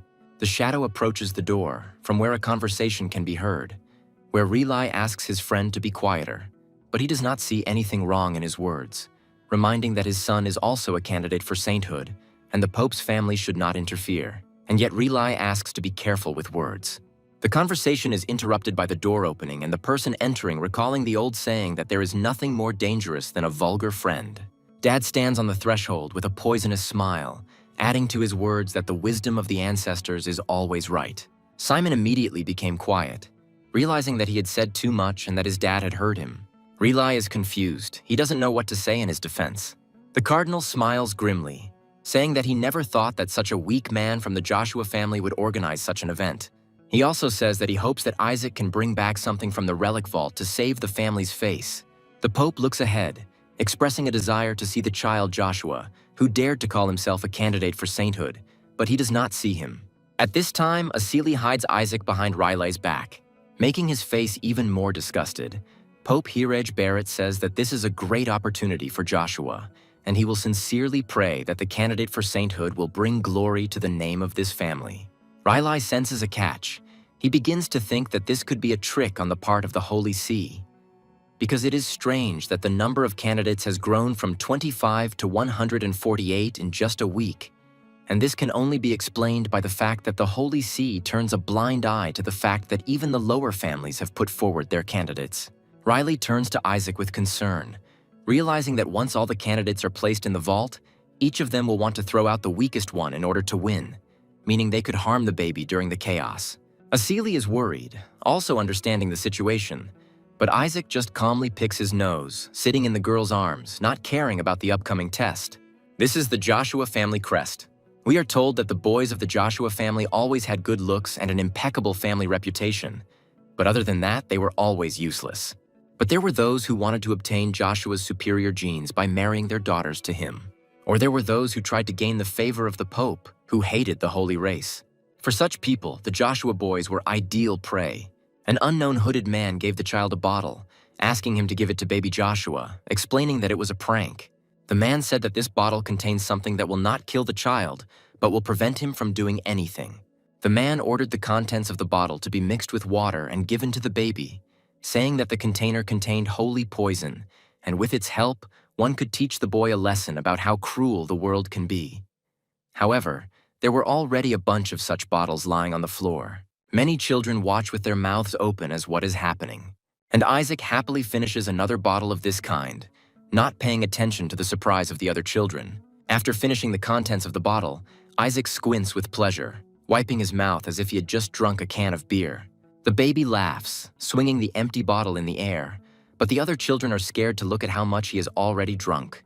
The kid throws a bottle at one of the boys, demanding that he bring more because this poison cannot kill him. Isaac laughs evilly and demands more poisoned water, and the child at whom Isaac threw the bottle cries in pain and wants to go home. The other children try to calm him down. All the boys are trying to figure out what's wrong with the baby. They are scared by the amount he drank. They whisper that there should have been a laxative in the bottle, and out of confusion they start to think that the baby could have taken the wrong bottle, while Shuri is ashamed of Isaac, who is drinking more and more poisoned water. Shuri goes to the baby, who is drinking from the poisoned bottle again. He abruptly snatches the bottle from Isaac's hands, telling him to stop drinking. Otherwise, it looks like he's dehydrated. Shuri hands the baby another bottle, offering to drink from it, but Isaac is not at all impressed.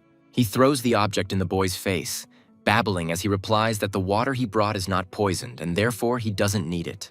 The baby crawls up to another boy who has another bottle of poison and demands to give it to him, but he doesn't understand why the baby is so energetic and doesn't really want to give the bottle back, while Shuri is lying on the floor with an imprint on her face from the bottle thrown at her.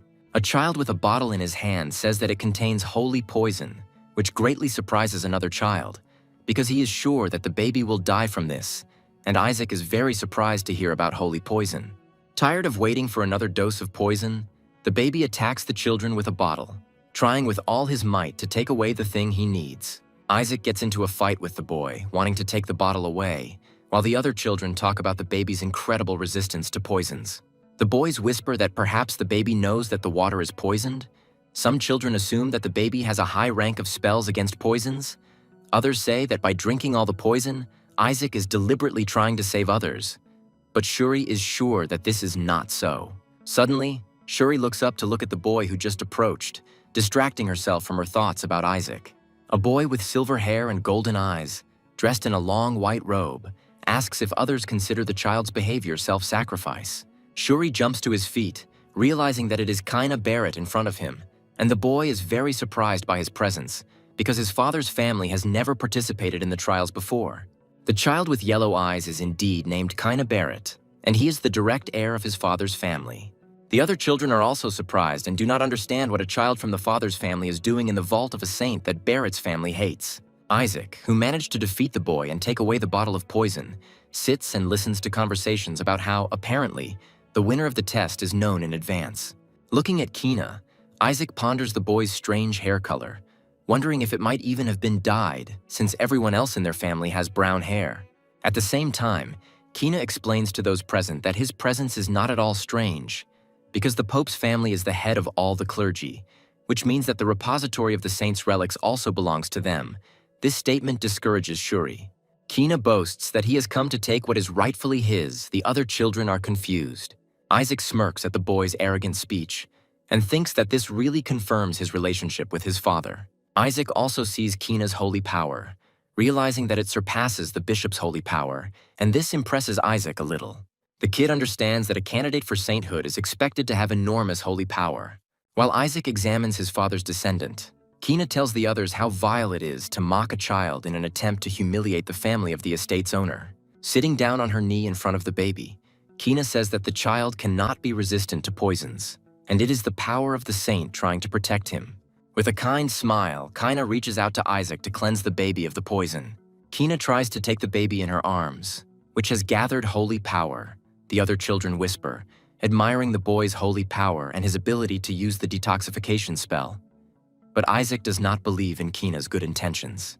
While Kina uses the spell with a peaceful face, Isaac realizes that the boy is simply using it to show off his strength to others and plans revenge. Isaac slaps Kina across the face, leaving a mark. The other children note that the boy's holy power has disappeared. Kina, with a swollen cheek, looks at the baby in surprise. Isaac slips out of Kina's grasp as he stands there confused, unable to believe that his holy power is gone. Kina trembled with anger and the thought that the baby could be stronger than him. In rage, Kina clenches her fists and looks at Isaac with a look full of anger, mentally calling him an insect Joshua. Isaac responds with a similar look, asking what Kina is looking at and calling him baby. Isaac squeezes the bottle tightly, crushing it, and begins to threaten in his baby language, promising to smash Kina's skull with this bottle. Shuri suddenly lunges forward, grabbing Isaac, screaming at him not to do this. The rest of the children are confused by what is happening. Kina looks at this picture with the thought that Shuri is looking after the baby because they are one family, and the rest are whispering about how ugly Isaac acted, hitting in the face the one who wanted to save him. But Shuri, pinning Isaac to the floor, mentally calls the children idiots for not understanding that if it weren't for him, they would have all been hit over the head with a bottle by now. Isaac is furious that he was interrupted so abruptly. Kina says that everything is fine. He understands that he could have surprised Isaac because he is still just a baby. Turning around, Kina leaves and wishes Joshua's children luck, telling them to bring back some trinket from the vault to save the family's face. Shuri continues to hold Isaac close as he glares at the insolent boy. Turning around halfway, Kina adds that he will still take the best treasure in the vault. Kina sneers that Joshua doesn't even dare to approach the remains of the Demon King. But this information really interests Isaac. Shuri quietly calls the child of her father's family disgusting, wondering why he causes so much trouble. Isaac starts screaming loudly, demanding in childish language from Shuri an explanation about Kina's words about the remains of the skeleton. Shuri was frightened by the surprise. But Shuri doesn't understand what the baby wants from him and why he shakes him from side to side. Finally understanding what Isaac wants, Shuri announces the head of the family's decision to pass on the secret technique to the child who will bring the body of the Demon King. Hearing this, the baby cannot contain his surprise. Isaac scolds Melissa for daring to mock his former body. The children calm down and just wait for the test to begin. Talking to each other, Shuri sits quietly near the column, and Isaac, not far from him, finishes drinking the remaining poisoned water. Out of boredom, the baby reflects on his past. Isaac thinks about all the mana that has accumulated in his body over the centuries, and if he can get it, he will instantly reach the 10th rank. But all the children present will become an obstacle in his way, so Isaac glares at them, and the boys awkwardly turn away, avoiding looking him in the eyes. Throwing the crushed bottle aside, Isaac muses that he will step over anyone who gets in his way, Shuri becoming increasingly frightened by his actions. Interrupting the children's quiet time, a male advisor from the Joshua family approaches them and asks all the children to gather, as they are about to leave for the vault. The advisor begins to tell that the relic vault is the Holy of Holies and that important relics are located there. But Isaac is bored listening to the story from the very beginning. The baby doesn't wait for the man to finish. He starts to crawl forward, but Shuri tries to stop him with a whisper.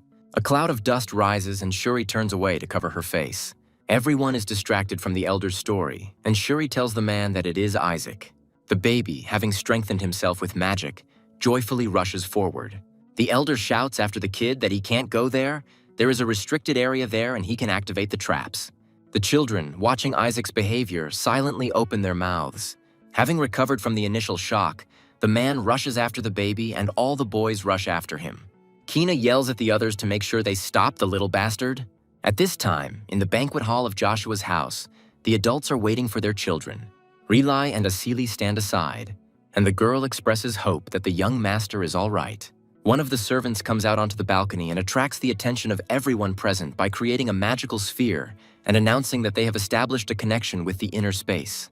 The servant says that the familiars are following the candidate who took third place, so now everything will become clear, because the door to the first storage has opened, which means the test has begun. Riley is surprised that the test began so soon. The servant says that Armin Age is in third place, and Simon jumps up and down with joy and pride, clenching his fists. The servant then calls out the name of Shuri Joshua, who is in second place, and Gowel is very surprised by this, but quickly corrects himself and also praises his son. While the servant looks at who goes first, Rilai and Asili are nervous. Finally, the servant loudly calls out Isaac's name, and Relai and Asili cannot contain their strong surprise. The magic ball shows a baby running at incredible speed, and an elder running after him. The servant again announces that Isaac Joshua is in first place. The elder tries with all his might to catch up with the little boy, persuading him not to go there. The man's hair and clothes are in disarray. He is exhausted, but still tries to catch up with the boy. The elder shouts that more traps will be activated if he heads there, But then Isaac's little foot hits another tile, which is pressed, and the elder is caught in a barrage of fire. The boys shy away from the triggered trap. Some start calling their mother and asking for help. Shuri runs after Isaac, screaming, trying to keep up. He shouts after the kid, calling him crazy and asking why he went where he wasn't wanted and created this mess. Still trying to catch Isaac, Shuri yells at him that the vault is already dangerous to live in, and now they have to dodge traps set for intruders. Isaac slows down as he reaches the doors to the next vault, but Shuri yells after him that the kid chose the wrong doors. Having a break, Whisper boasts to Isaac that thanks to the mana absorbed in the annex, he has become even stronger, to which the child replies that now the assistant will be able to work harder. Isaac orders Whisper to go and get him, pointing his finger in the right direction, and the assistant goes to carry out the order. The other boys also stop to rest, complaining that the test was already too difficult. A whisper passed over them. One of the children, distracted from the conversation, looks away in surprise. Pointing his finger, he says that this is Joshua's child, while Shuri rises into the air. While the other boys try to remember his name, Shuri dangles helplessly. The children begin to wonder how he flies, assuming that his family taught him the necessary spell beforehand. But Shuri despairs that this is not the case, and he flies against his will, wanting to be let go. And at this time, the joyful Whisper drags the boy to Isaac, and now it becomes clear who his little one asked to bring. Whisper drops Shuri next to Isaac, informing him that he has brought an informant. The kid smiles contentedly. Shuri lifts her face from the floor. Her nose is broken, but he doesn't pay attention and asks Isaac to stop this madness, telling the kid that even though he somehow miraculously passed the first vault, where there was a test of choice, the second vault is much more dangerous and can kill him. Shuri still tries to explain that the baby will need to overcome his fears and choose a difficult path, but Isaac, considering his brother noisy, activates another trap. As a defeated Shuri smokes on the floor, Isaac asks him to explain what is in the second vault.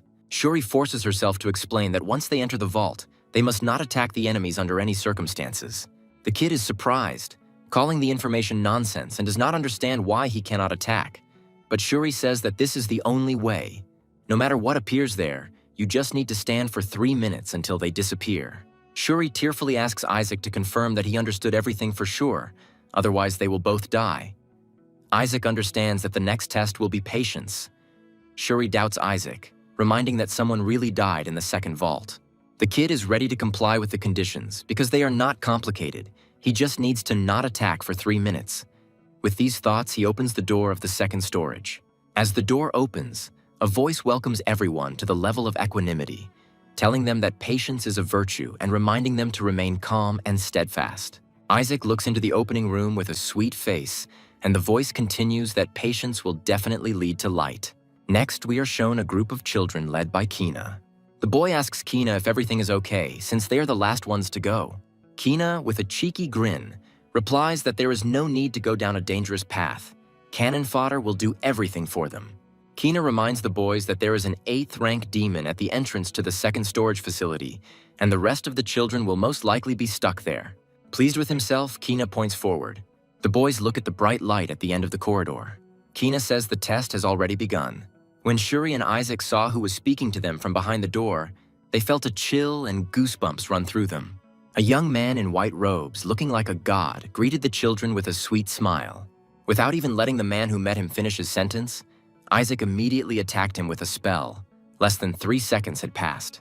While Isaac was viciously attacking the gatekeeper, Shuri watched what was happening with her eyes bulging and her mouth wide open. Shuri remembered how a minute ago Isaac promised not to attack the one inside and to wait 3 minutes. And after what he saw, he sighed tiredly. Watching the burning gates, Shuri clutches her head and screams at Isaac about how crazy he is. In anger, Isaac mutters that he couldn't stay calm while looking at the god's face, and Whisper backs him up by saying that 3 seconds was enough. The voice informs that the children have failed, and divine punishment will be brought into effect for those who failed. A huge stone golem appears in the doorway. Isaac sits and calmly looks at the monster that has appeared, not even thinking about moving from his place. Shuri is ready to give up and says it's over, looking at the monster in horror, but Isaac prepares a new attack. Having collected mana, Isaac launches it at the golem. Shuri becomes more and more shocked by everything Isaac does. Isaac's spell destroyed the golem's core and it began to disintegrate. The baby sits with a serious face while Shuri wonders who he really is. The entrance to the second vault is blocked by golem debris. Isaac sits calmly in front of him, and Shuri is completely devastated by the baby's antics. Isaac looks at the dust that flew away after the golem crumbled, thinking that the demon was too weak for the promised 8th rank. After examining the remnants of magic, the child realizes that the golem was created by the magic of his subordinate, who is part of the elite squad of 14 familiars. This kind of magic is their hallmark, and Isaac wonders about the possibility that his subordinates are now working for Joshua like dogs, or that this place is connected to his body. Deciding that he will find out when he sees everything with his own eyes, the baby goes on, and Shuri again asks where he went. They are distracted by the boy's voice, and Shuri turns to the speaker, who is glad that Joshua's boys did them a favor. A red-haired boy comes out of the bushes, followed by several more children. The boy in front is called Nazar Sepet, and he is the son of the head of the Duke. He brazenly tells the other children that he was sure that Joshua's children knew how to pass the test. Nazar snidely thanks Shuri and Isaac for defeating the gatekeeper, then asks them to get out of the way so they can enter the second vault first, lest Isaac activate the traps again. Shuri was confused, but Isaac just noted to himself how many people had survived the traps in the first vault. Nazar states that he didn't think Joshua's children were capable of such meanness, interfering with others using the storage device. The red-haired boy asks Shuri outright if he is working with the baby, and the question almost makes Shuri's eye twitch. Shuri tries to convince the other children, denying working with Isaac, but Nazar says that everyone saw how the baby dodged all the traps, and he himself could not do it. The boy notices a silver ring on Isaac's neck that Riley gave him, and points out this artifact to the others. Deciding that the ring must be impregnated with something, Nazar rips the rope from the baby's neck. Pleased with his action, the boy tells the other children that with this ring they will be able to dodge all traps. But Shuri mentally corrects Nazar, who did not even come close to guessing the purpose of the ring. Isaac doesn't pay attention to the others, calmly scratching his ear, and this behavior of his makes Shuri even more worried, because he already knows that Isaac is not the type to let others take anything away from him. Leaving Shuri and Isaac at the entrance, Nazar leads the other boys behind him, haughtily bidding Joshua farewell. The boy anticipates that it will be he, the heir to the Crimson Duke's family, who will be the one to bring the body of the Skeleton King. Having lost his vigilance, the boy steps on a tile which immediately falls down. Nazar doesn't have time to realize what's happening. Only his smile gets a little smaller, and everything around is immediately engulfed in flames, and Shuri even recoils from the heat. Dodging the heat of the flames, Shuri looks at Isaac suspiciously. The baby giggles contentedly and a little evilly, and Shuri begins to wonder if Isaac was using the other children as bait. With the traps disarmed and the other children eliminated, Isaac calmly rode on Shuri. The kid enjoys eliminating his rivals, looking down on them. However, not all the children entered the second vault with Nazar, and the remaining ones are now trailing behind Isaac, and this is stressing him out, and out of irritation, the kid grabs his brother's hair, almost tearing it out. The children following behind talk about Isaac as a child with a divine feeling. It's not for nothing that he comes from a family of saints. They admire the baby, and they call Nazar strange because he decided that the ring was magic, when in fact it was just an antique. Whisper teases the owner, telling him that others have realized his greatness, but this angers Isaac. However, Shuri, listening to the boy's speech, does not share their delight, mentally suggesting that they run away before it's too late, because Isaac is more terrible than any demon. Resigned to her fate, Shuri simply carries Isaac, but another boy appears on their way. He says that if a saint does exist, it must be someone like the younger Joshua, and then introduces himself as the second prince of the Julius kingdom. The boys on the side begin to whisper that this kingdom is located to the east of the Holy Empire of Helen, and their prince has received the blessing of the god. Isaac finds this information useful, as does the prince himself. But Shuri distracts the baby from his thoughts by telling him that they have arrived. In front of the children there are more doors, all ready to the third storage facility. Glowing balls appear in the air and a voice greets the candidates. Hooded figures emerge from the bright light and tell the children that they are on the memory floor. The robed and hooded figures look very much like angels. They have wings and divine weapons, and they ask children to show determination and courage. The boys are glad that they followed Isaac and not the red-haired boy, because now they will definitely be able to pass the test and get the main prize. But Shuri listens carefully to what the gatekeepers say. What he hears makes him confused. One of the hooded figures says that they only need to defeat them, the gatekeepers, and the children will receive glory. Isaac looks closely at the creatures, beginning to guess their nature, while the boys in the background say that they must fight them. The kid became convinced that he was right, having solved the gatekeeper's secret. He thinks it will be fun now. Isaac begins to babble and wave his arms vigorously. Shuri realizes that Isaac wants to do something and also reflects on the fact that Isaac's decisions have always been correct, which means the gatekeepers are lying. Shuri remembers how Isaac simply skipped the first vault, which was about choice. The second vault was related to calm, but Isaac was not calm at all. The third is related to memory, which means it is worth remembering what happened in the first two storages. While Shuri is thinking, the figures with wings are simply waiting for the children to act. Remembering everything that happened and the gatekeeper's words about the battle, Shuri comes to the conclusion that under no circumstances should she attack these creatures. Isaac commands the other candidates to step back. They obey, believing that the baby knows how to pass the test. Shuri is only amazed that this time Isaac made the right choice. Shuri mentally praises Isaac for his decision, still considering the baby a devil, but also not denying that the baby is still the descendant of a saint. Shuri is about to change her mind about Isaac, thinking that maybe he just couldn't understand the kid all this time. But Isaac is already preparing for another attack with a satisfied grin. Shuri is about to accept the fact that Isaac is willing to sacrifice himself to help others. But just then, Isaac launches a fire sphere into the face of one of the winged figures. The kid is absolutely pleased with himself, while Shuri is in a stupor. The gatekeeper was injured, but he did not let go of the weapon, and the children were told that they had made the wrong choice. In response to the toddler's attack, the gatekeeper throws fire at the other boys. The children are thrown back by the blast wave and scream for help. Shuri and Isaac stand aside and watch all this disgrace. Shuri is speechless, and Isaac is pleased with what was done. Shuri looks at Isaac with apprehension, once again calling him crazy. Isaac laughs evilly, having figured out the nature of the gatekeepers. The angel's guise has fallen from the gatekeepers, and in fact, they turn out to be ugly demons who tell the candidates that they were wrong to believe someone else's words. And Isaac is convinced of the correctness of his thoughts. These creatures are lying puppets created by the magic of 14 familiars. Isaac laughs, pointing at the puppets, and gleefully asks them to show the other boys how cruel life can be, while Shuri is once again forced to put up with the toddler's behavior. Fires are burning everywhere, and the testing room is filled with smoke and dust. The children try to dodge the attacks. They are scared. Some are crying. One of the children asks where these Joshuas are, and the second one answers that they were here a minute ago. At this time, Shuri and Isaac, as well as another boy, stand, covered by a holy spell of the 6th rank, giving invisibility. The child is surprised. Shuri, as always, is horrified by the actions of the kid, and only Isaac enjoys what is happening. Isaac happily remembers that it was his uncle who showed him the invisibility spell to use in a critical situation. The boy who also ended up under invisibility is the Prince of the Kingdom, Julius. He thanks Isaac for covering him with a spell as well, and the kid gives a thumbs up saying that it's nothing special. And immediately Isaac throws his silver ring, given to him by Relay, into the boy's hands, and he is surprised. The prince examines the ring and with tears of gratitude, asks the boy if he is giving the ring because the boy cannot fight demons, to which Isaac only indifferently picks his ear. The prince thanks the baby with all his heart, promising to remember his kindness and tell his father about it.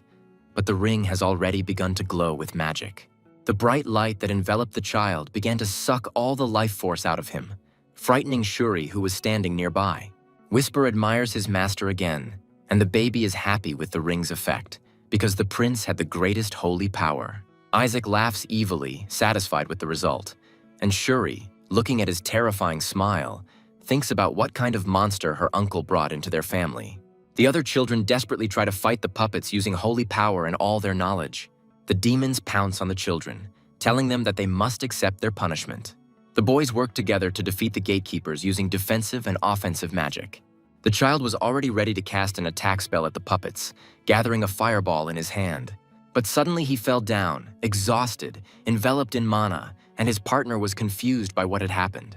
The dark-haired boy asks his friend what happened, but he has lost consciousness. While the dark-haired child tries to understand what is happening, the same silver ring, shrouded in a spell, approaches him. And as soon as the ring touched the boy, it sucked all the strength out of him. And in confusion, the puppets even stopped attacking. The demon left the exhausted children alone, looking around the room. He began to look to see if there were any others who had bought into the lie. A whisper tells the owner that the ring has absorbed the holy power of all the children. We see that he was the one who carried the ring from one child to another to collect their power. but Isaac points to the remaining candidates who still have holy power. The whisper goes to the remaining boys, who were about to be attacked by the demon. The boy fell to his knees right in front of the gatekeeper as soon as Whisper brought the ring to him. The second child was confused, not understanding what had happened. The demon was also puzzled by the situation, but did not stop attacking. Isaac mentally asks the children not to be offended by him, because the lying puppet does not attack neutralized enemies.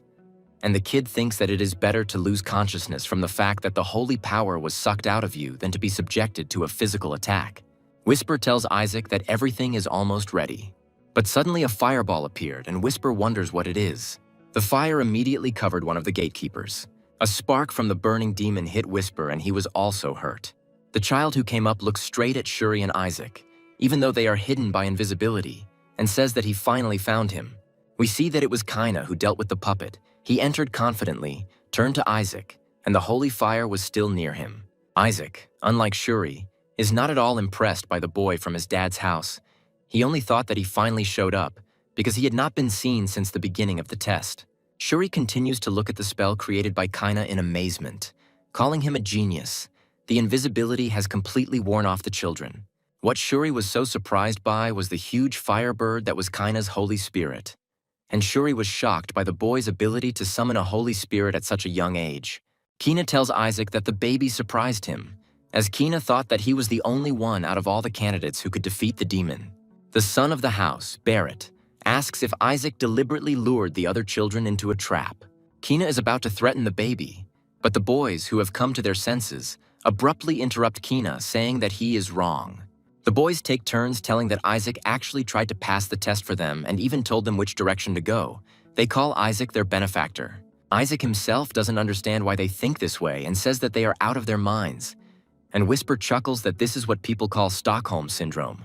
Kina immediately makes a snide remark that boys should be ashamed to call themselves candidates for sainthood if they need the help of a baby.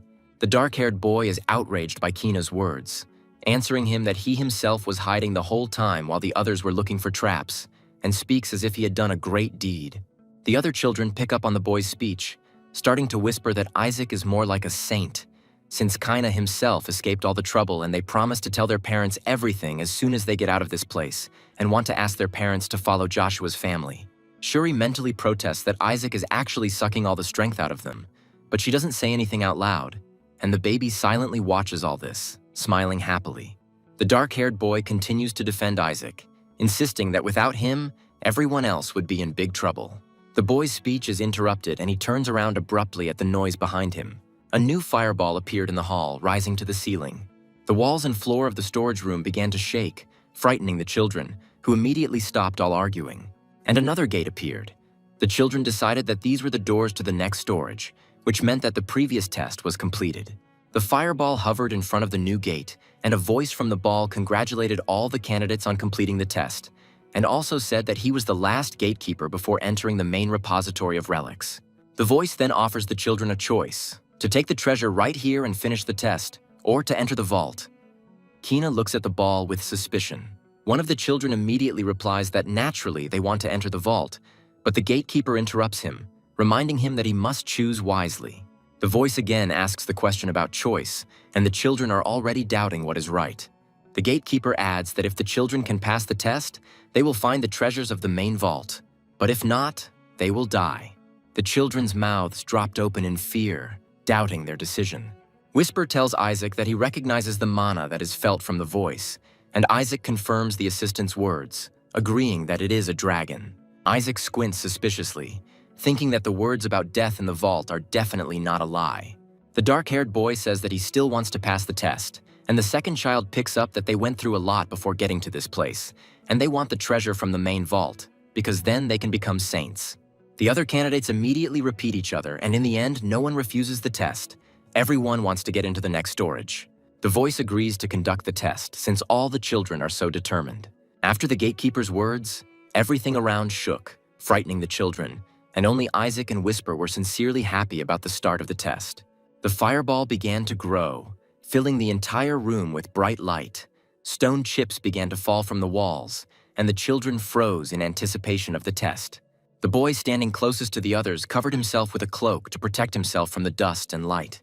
The voice informs him that the final test is quite simple, and Isaac can no longer contain his joyful anticipation, dreaming of seeing his old body as soon as possible. Instead of a fireball, a huge stone statue of a god appeared, and a voice announced a test in which one must offer a prayer to one's god.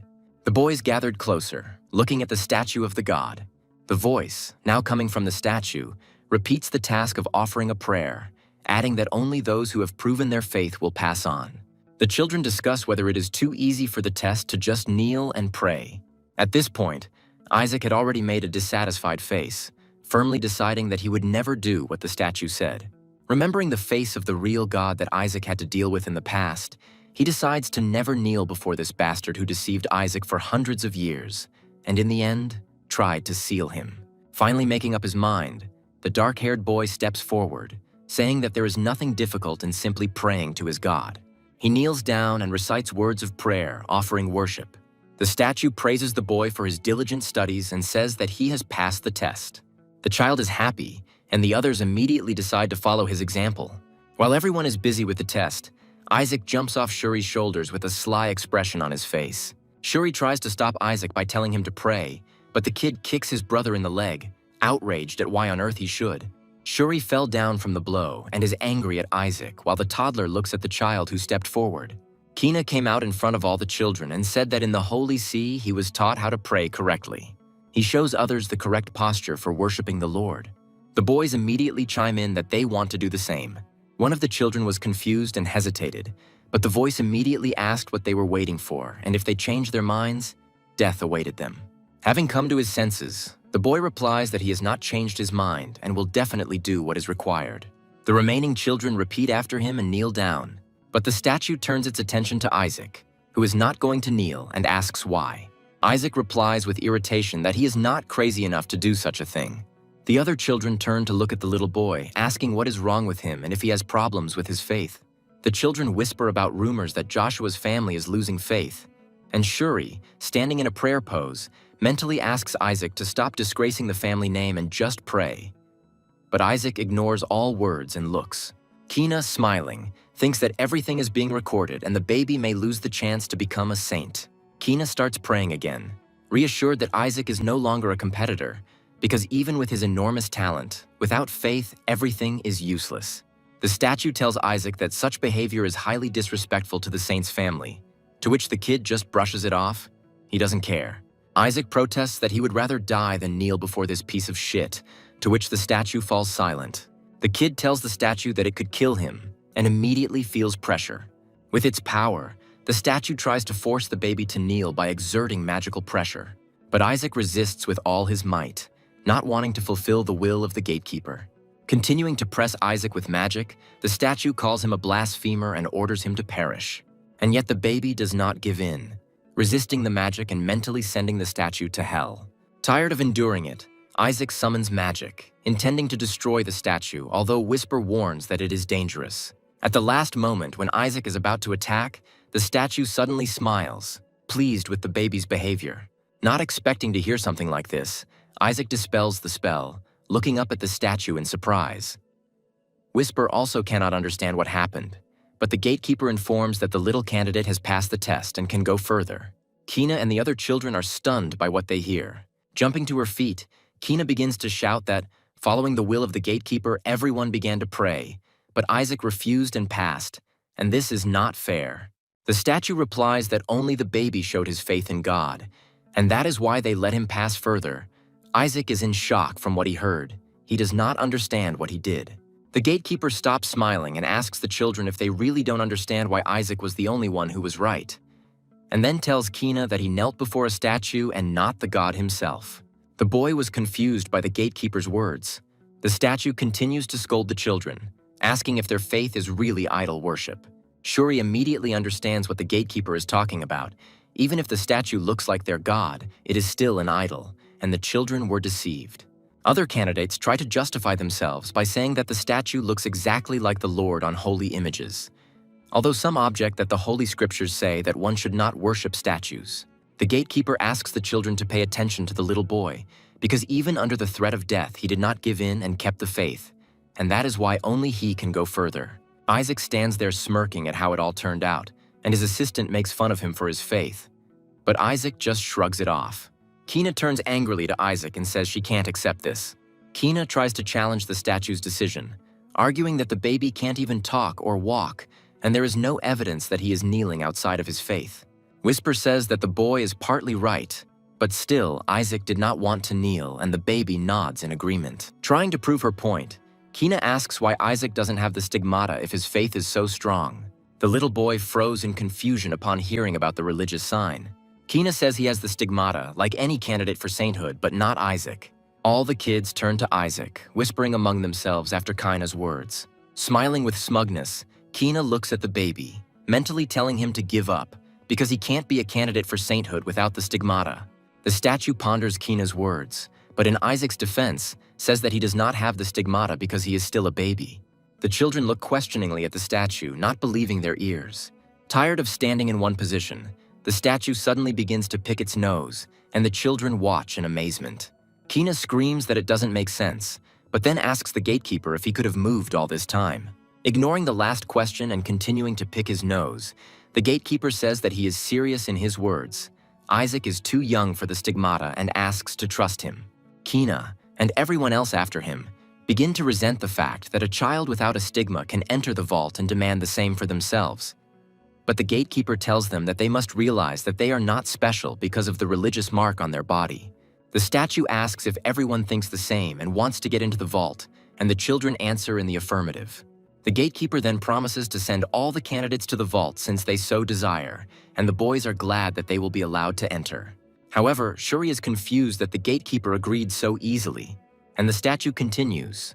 Since they all want to jump into the fire like moths, then so be it, and this phrase immediately cools the enthusiasm of the candidates. Smiling nastily, the statue begins to dissolve into thin air, saying at the end that of course he will let everyone inside. When the gatekeeper disappeared, the door to the vault was opened, and a huge stream of dark energy poured out onto the children. The candidates immediately felt ill, had difficulty breathing, and began to feel nauseous. Although the gatekeeper had disappeared, his voice could still be heard in the hall, asking if the children could feel the mana emanating from the body of the Skeleton King, and calling everyone fools, showing the children their place, and the gatekeeper's voice also says that he is going to spare those who can bear this mana. But the boys consider what is happening to be unbearable torture. And only Isaac's eyes burn with thirst to quickly get his old body back.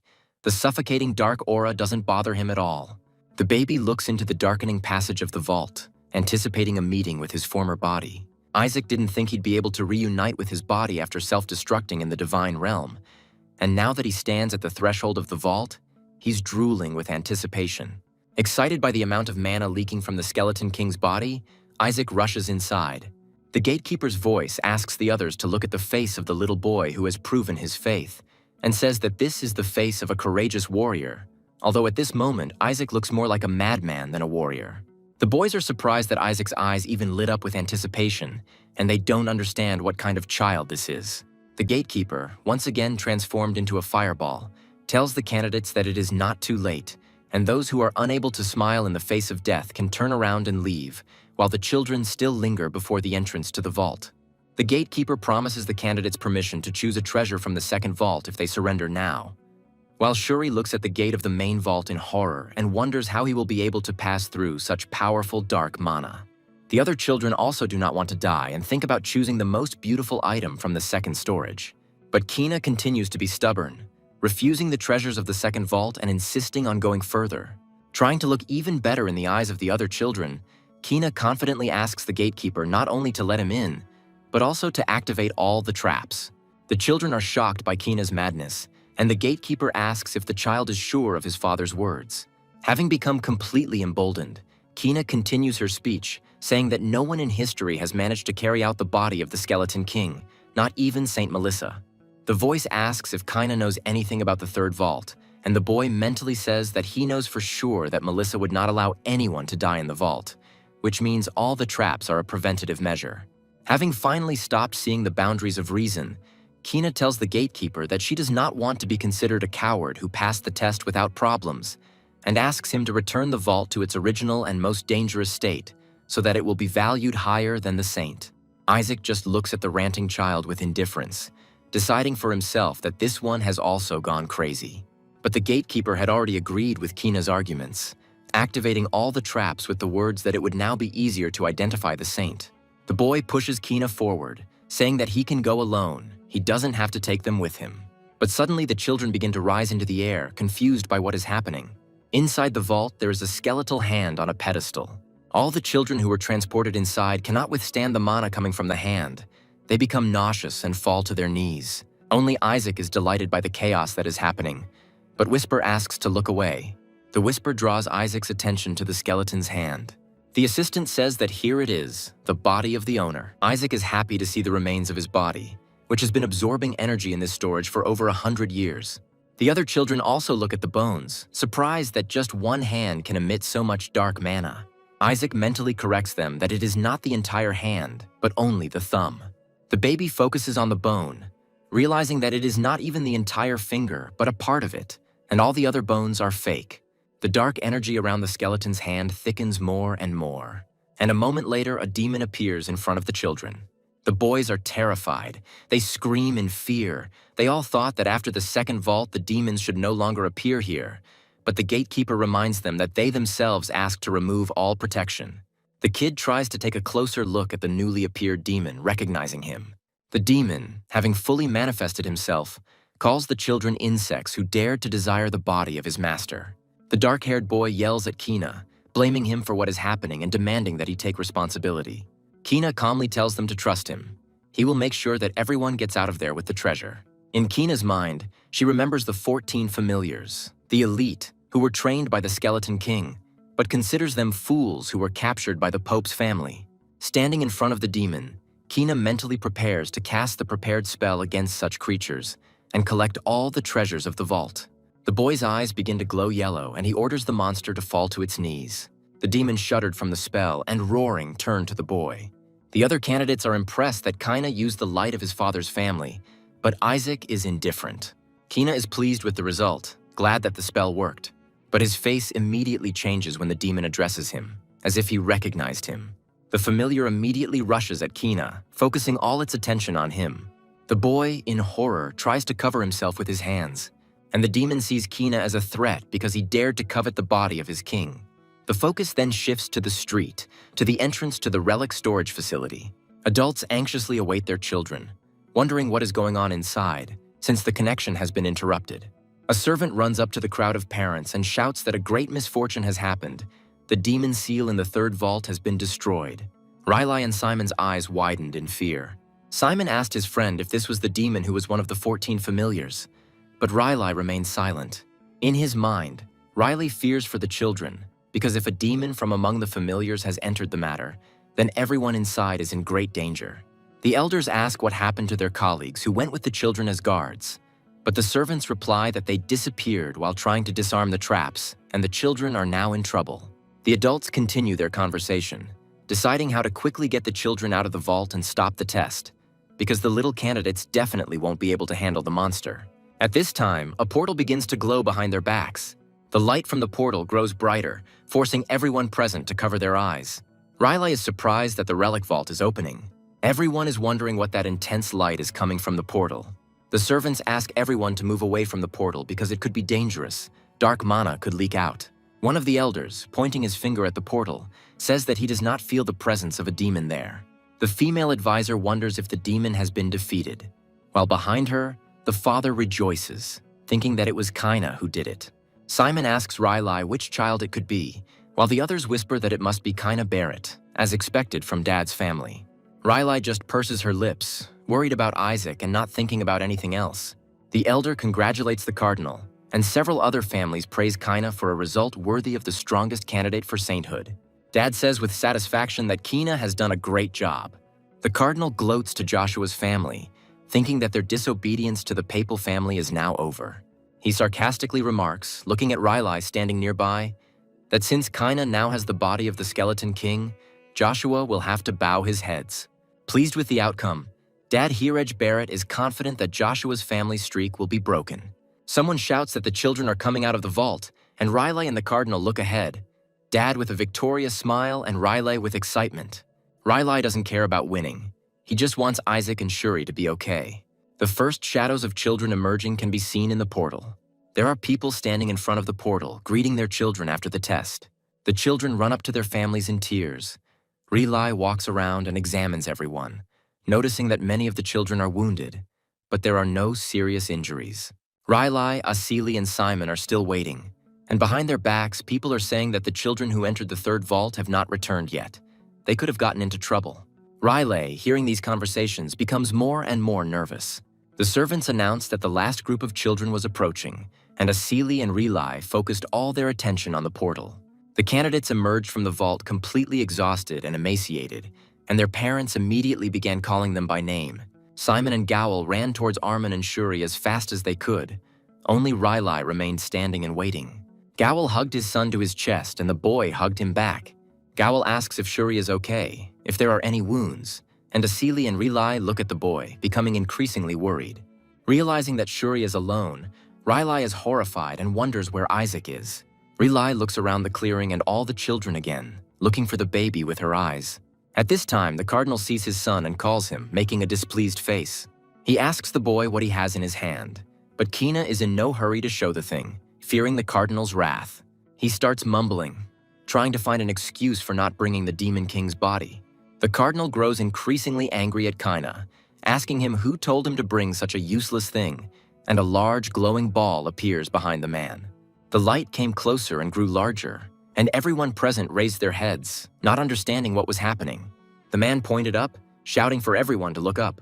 A huge glowing wolf appeared in the sky above the field, holding a baby in its teeth. Riley's jaw dropped at what he saw, and everyone else also realized that Isaac was in the wolf's mouth. The baby smiles smugly, proudly folding his arms across his chest. Carefully holding the baby by his clothes, the wolf lands in the clearing. Relai, Asili, and several other adults rush to meet him. Asili asks Relai if the wolf is not the dragon that guarded the relic vault. Relai mentally confirms that this is indeed the case. This is a young holy dragon, the guardian of the relics. While the adults are talking, the wolf majestically descends to the ground. Now everyone can take a closer look at the wolf. The sacred beast has 3 eyes filled with holy power, and although in form it resembles a wolf, its spirit belongs to the holy dragon. Riley looks at the beast in awe, remembering how the matriarch, deeply connected to the dragons, called upon it to guard the relics. The very existence of such a beast is very noble. Riley's thoughts are interrupted by an incomprehensible sound, and he raises his head. Isaac has a bone sticking out of his mouth, which he sucks on with pleasure and smacking sounds. The elder is horrified, and the knight standing behind him asks what the baby has in his mouth. Upon closer inspection of the toddler's happily sparkling face, the adults realize that Isaac is drooling on the remains of the Skeleton King. One elder shouts in shock that you can't just put something like that in your mouth, and the second one is so happy that his smile is wider than his mustache because Isaac finally brought the body of the Skeleton King. Watching this whole scene, the father calls his son in a cold voice, and he shudders from the cardinal's tone. Barrett asks Kina if he gave the Skeleton King's body to the baby. Dad says in a disappointed voice that this is not a smart tactic, and he continues, looking at Relai standing next to him, that it was rather the mercy of a saint to save the face of the owner of the house. But the wolf abruptly interrupts Dad's speech, telling him that none other than the baby laid claim to the body of the Skeleton King, and Isaac smiles from ear to ear, holding the bone in his teeth. The cardinal's face immediately changes, and Kina shrinks even more from shame and fear. We are shown a flashback, going back to the moment when Kina used the holy spell against the demon, and his face when he realized that the holy spell didn't work. The demon stands unharmed after Kina's spell and looks at him with anger. The demon's body exudes dark mana. The children are scared and don't know what to do. The familiar rushes towards the candidates, intending to kill them. The boys scatter, but Kina stands frozen in place, unable to move from horror. There is an explosion and stones fly in all directions. A blue glow appears. The children look up and realize that they are under a protective barrier. The spell extends from the baby's hand and everyone else sees it. Isaac rushes towards the remains of the Skeleton King as fast as he can while the others stand frozen under the protective barrier dome. The demon is furious that small insects dared to covet his precious king. The familiar is about to hit the baby, who is approaching the remains. But Isaac, enraged, calls the guard a fool for failing to recognize his master and swings his arm to strike back. A cloud of magical dust rises, hiding what is happening from prying eyes. At this point, the dragon interrupts the story, and everyone gathered discusses that the dragon would not lie, and also wonders what Kaina did. Riley addresses the dragon, saying it was too dangerous. Explaining, he continues that 14 familiars are not the kind of demons that children can handle and asks why the dragon removed the seal. Grinning, the wolf says that it was that blonde boy who asked to remove the seals. Kina shudders, and the aura around the cardinal thickens, becoming increasingly dark. The other children immediately confirm the dragon's words, saying that it was Kaina who asked to remove the seals, and also forcibly dragged the other children with him to the third storage. The adults look at the cardinal and the white-haired boy with condemnation, reproaching them for their actions and asking how someone from the Pope's family could have done this, since other children could have suffered. People keep saying that if Isaac hadn't defeated the demon, everything could have ended badly. And they also whisper that Joshua's family child defeated his dad's child, and this makes the man extremely angry. The crowd continues to spread various rumors, praising Joshua's family, and Riley looks at Isaac with pride, mentally praising him for the great work he has done. All the elders slowly approach Isaac, who managed to climb onto the wolf's scruff, and with sweet smiles ask him to spit out the bone. But the baby only purses his lips and waves off the elders, who are surprised why the child is so strong. While the elders' battered hands tremble from the baby's blows, Isaac settles comfortably on the wolf's back, continuing to chew on the bone and thinking that he has absorbed a huge amount of mana. The female advisor, turning to Riley, says what a great man Isaac is, and that the matriarch will be glad to hear it. The woman also smiles terribly, dreaming of how, with the bone they have obtained, they will track down the Skeleton King, find his soul, and destroy it. Isaac doesn't like what he hears at all, and he stops being happy.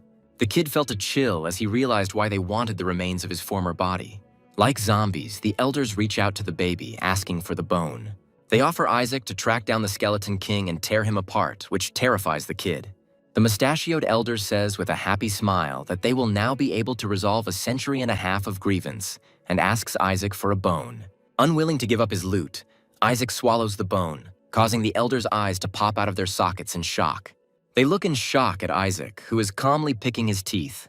Meanwhile, the dragon, having released the baby to the ground, flies away from the people, calling them crazy and hoping never to meet them again. The next day, we see a beautiful room in Joshua's estate. In this room, the elders are picking at something with a stick, searching. Not finding what they are looking for, they fall to their knees and clutch their heads, asking why it won't come out, and we see that they are rummaging through the baby's excrement. Isaac, sitting next to them, mentally tells them that they can search all day, they still won't find it. And then Isaac is distracted from the elders, remembering what happened in the relic storage, and it worries him very much. When he hit the familiar, it immediately flew to the side. As he fell, the demon asked if it was really him, his master, because the news of the king's death had long since spread in their world, and this information greatly surprised the baby.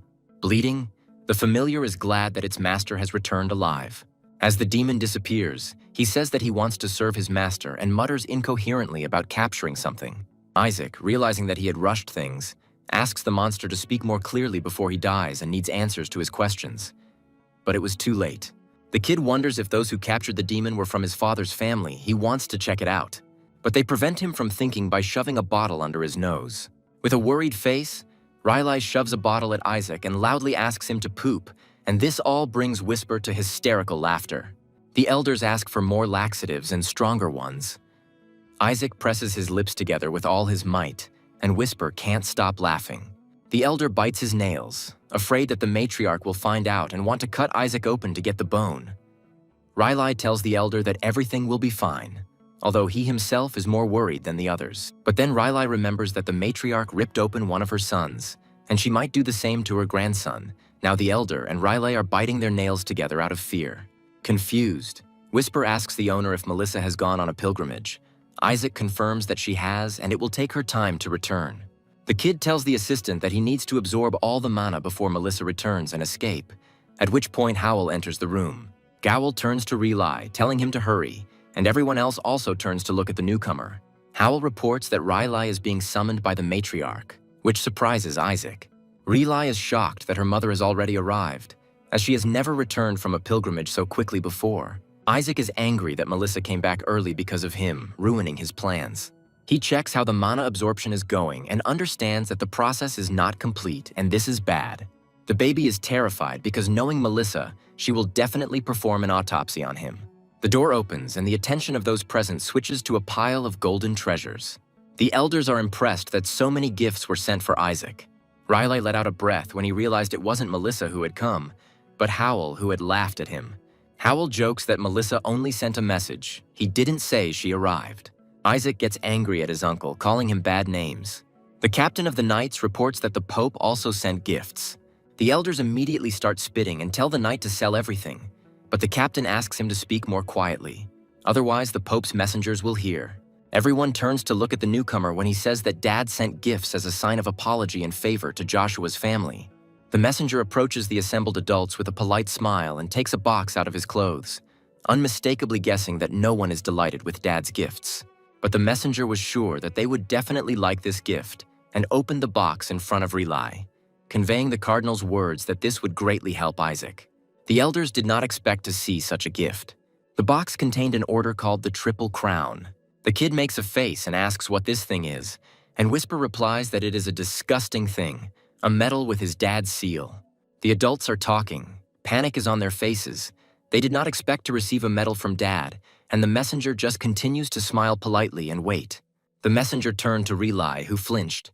Dad's man asks Riley to take the medal and give it to Isaac, and this proposal throws everyone off balance.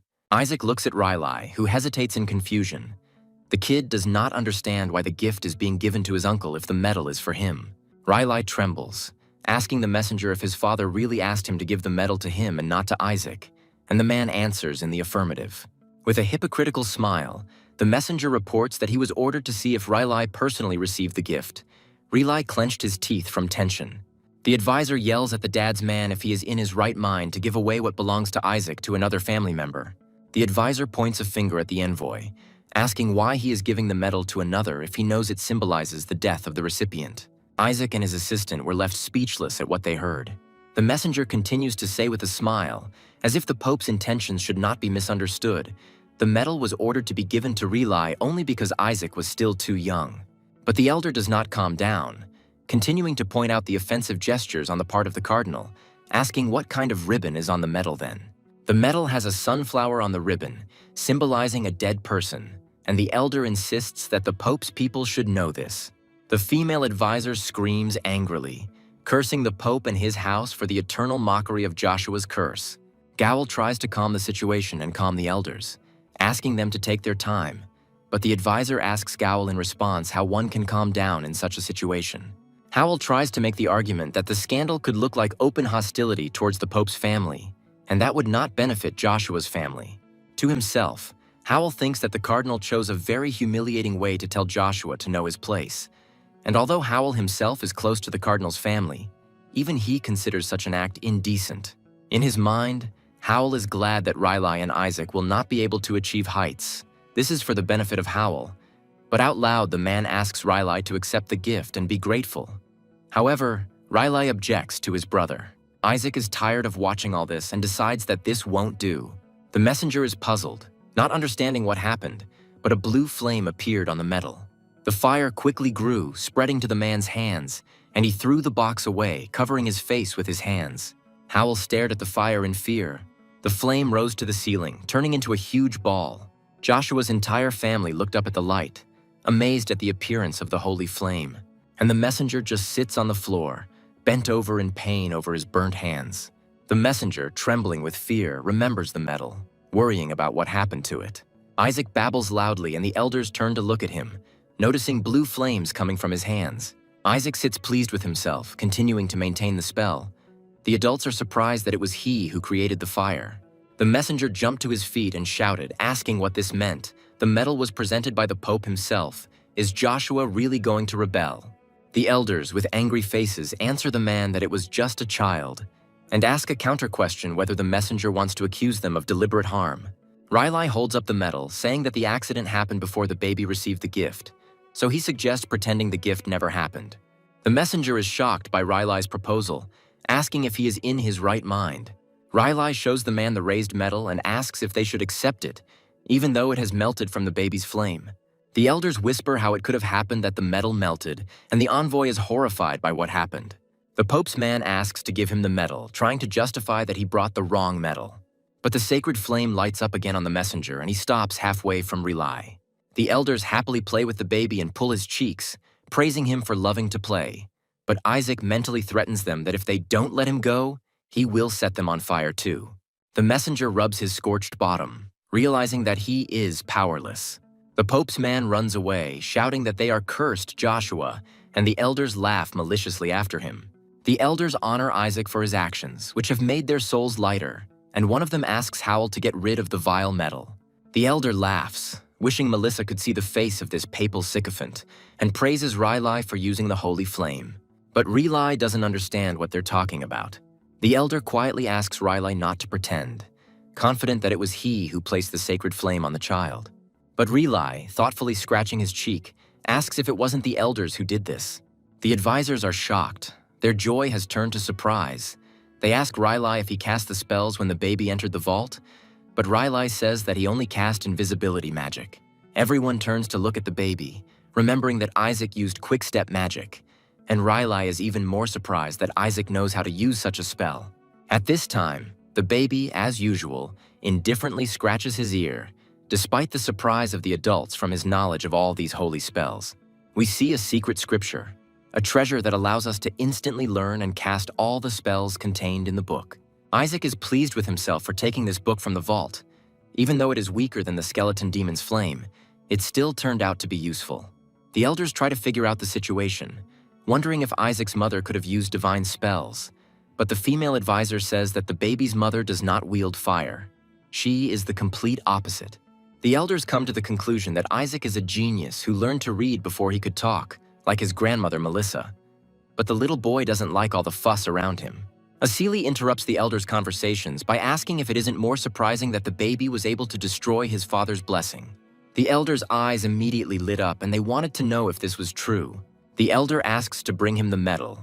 He wants to personally check this information, and Rely looks at the box from this medal, reporting that there is no medal. The elder is surprised by Rely's words. The old man shouts that the medal was definitely there, but Gowl behind him says that he threw the medal away. Everyone looks at Howl in confusion, and he reminds them that they themselves ordered to get rid of this nasty thing. The elders argue among themselves that this should not have been said and ask to gather people to search. Gowl only sighs. The man thinks to himself that the baby managed to melt his father's medal, which is supposedly made of non-meltable metal, and he doesn't want the elders to see it, so he hid the medal in his pocket. Howl reasons that without evidence, the elders will not be able to confirm Isaac's talent. A few days later, west of the Joshua Duchy, Patriarch Eli Joshua stands on a rock and looks into the water. He tells his knights that the mansion is close and they cannot relax. But suddenly he notices something in the water. Then we see Joshua's estate again. The elders still don't understand why the skeleton king's bone won't come out. And the happy baby sits surrounded by a mountain of bottles, having stuffed himself with food containing laxatives. The elders are in despair, because Isaac drank 300 bottles of laxative and ate 500 fruits from Julius's house. The baby only burps, mentally rejoicing that the fruits were tasty. Besides, they increase closeness with the holy beasts. Isaac is glad that the holy beasts help in battle, which means he will need them when he wants to blow the Pope and the gods to smithereens. The kid understands that there must be such an animal in Joshua's house too, and immediately sees a tail outside the window. Isaac is surprised by the appearance of the beast.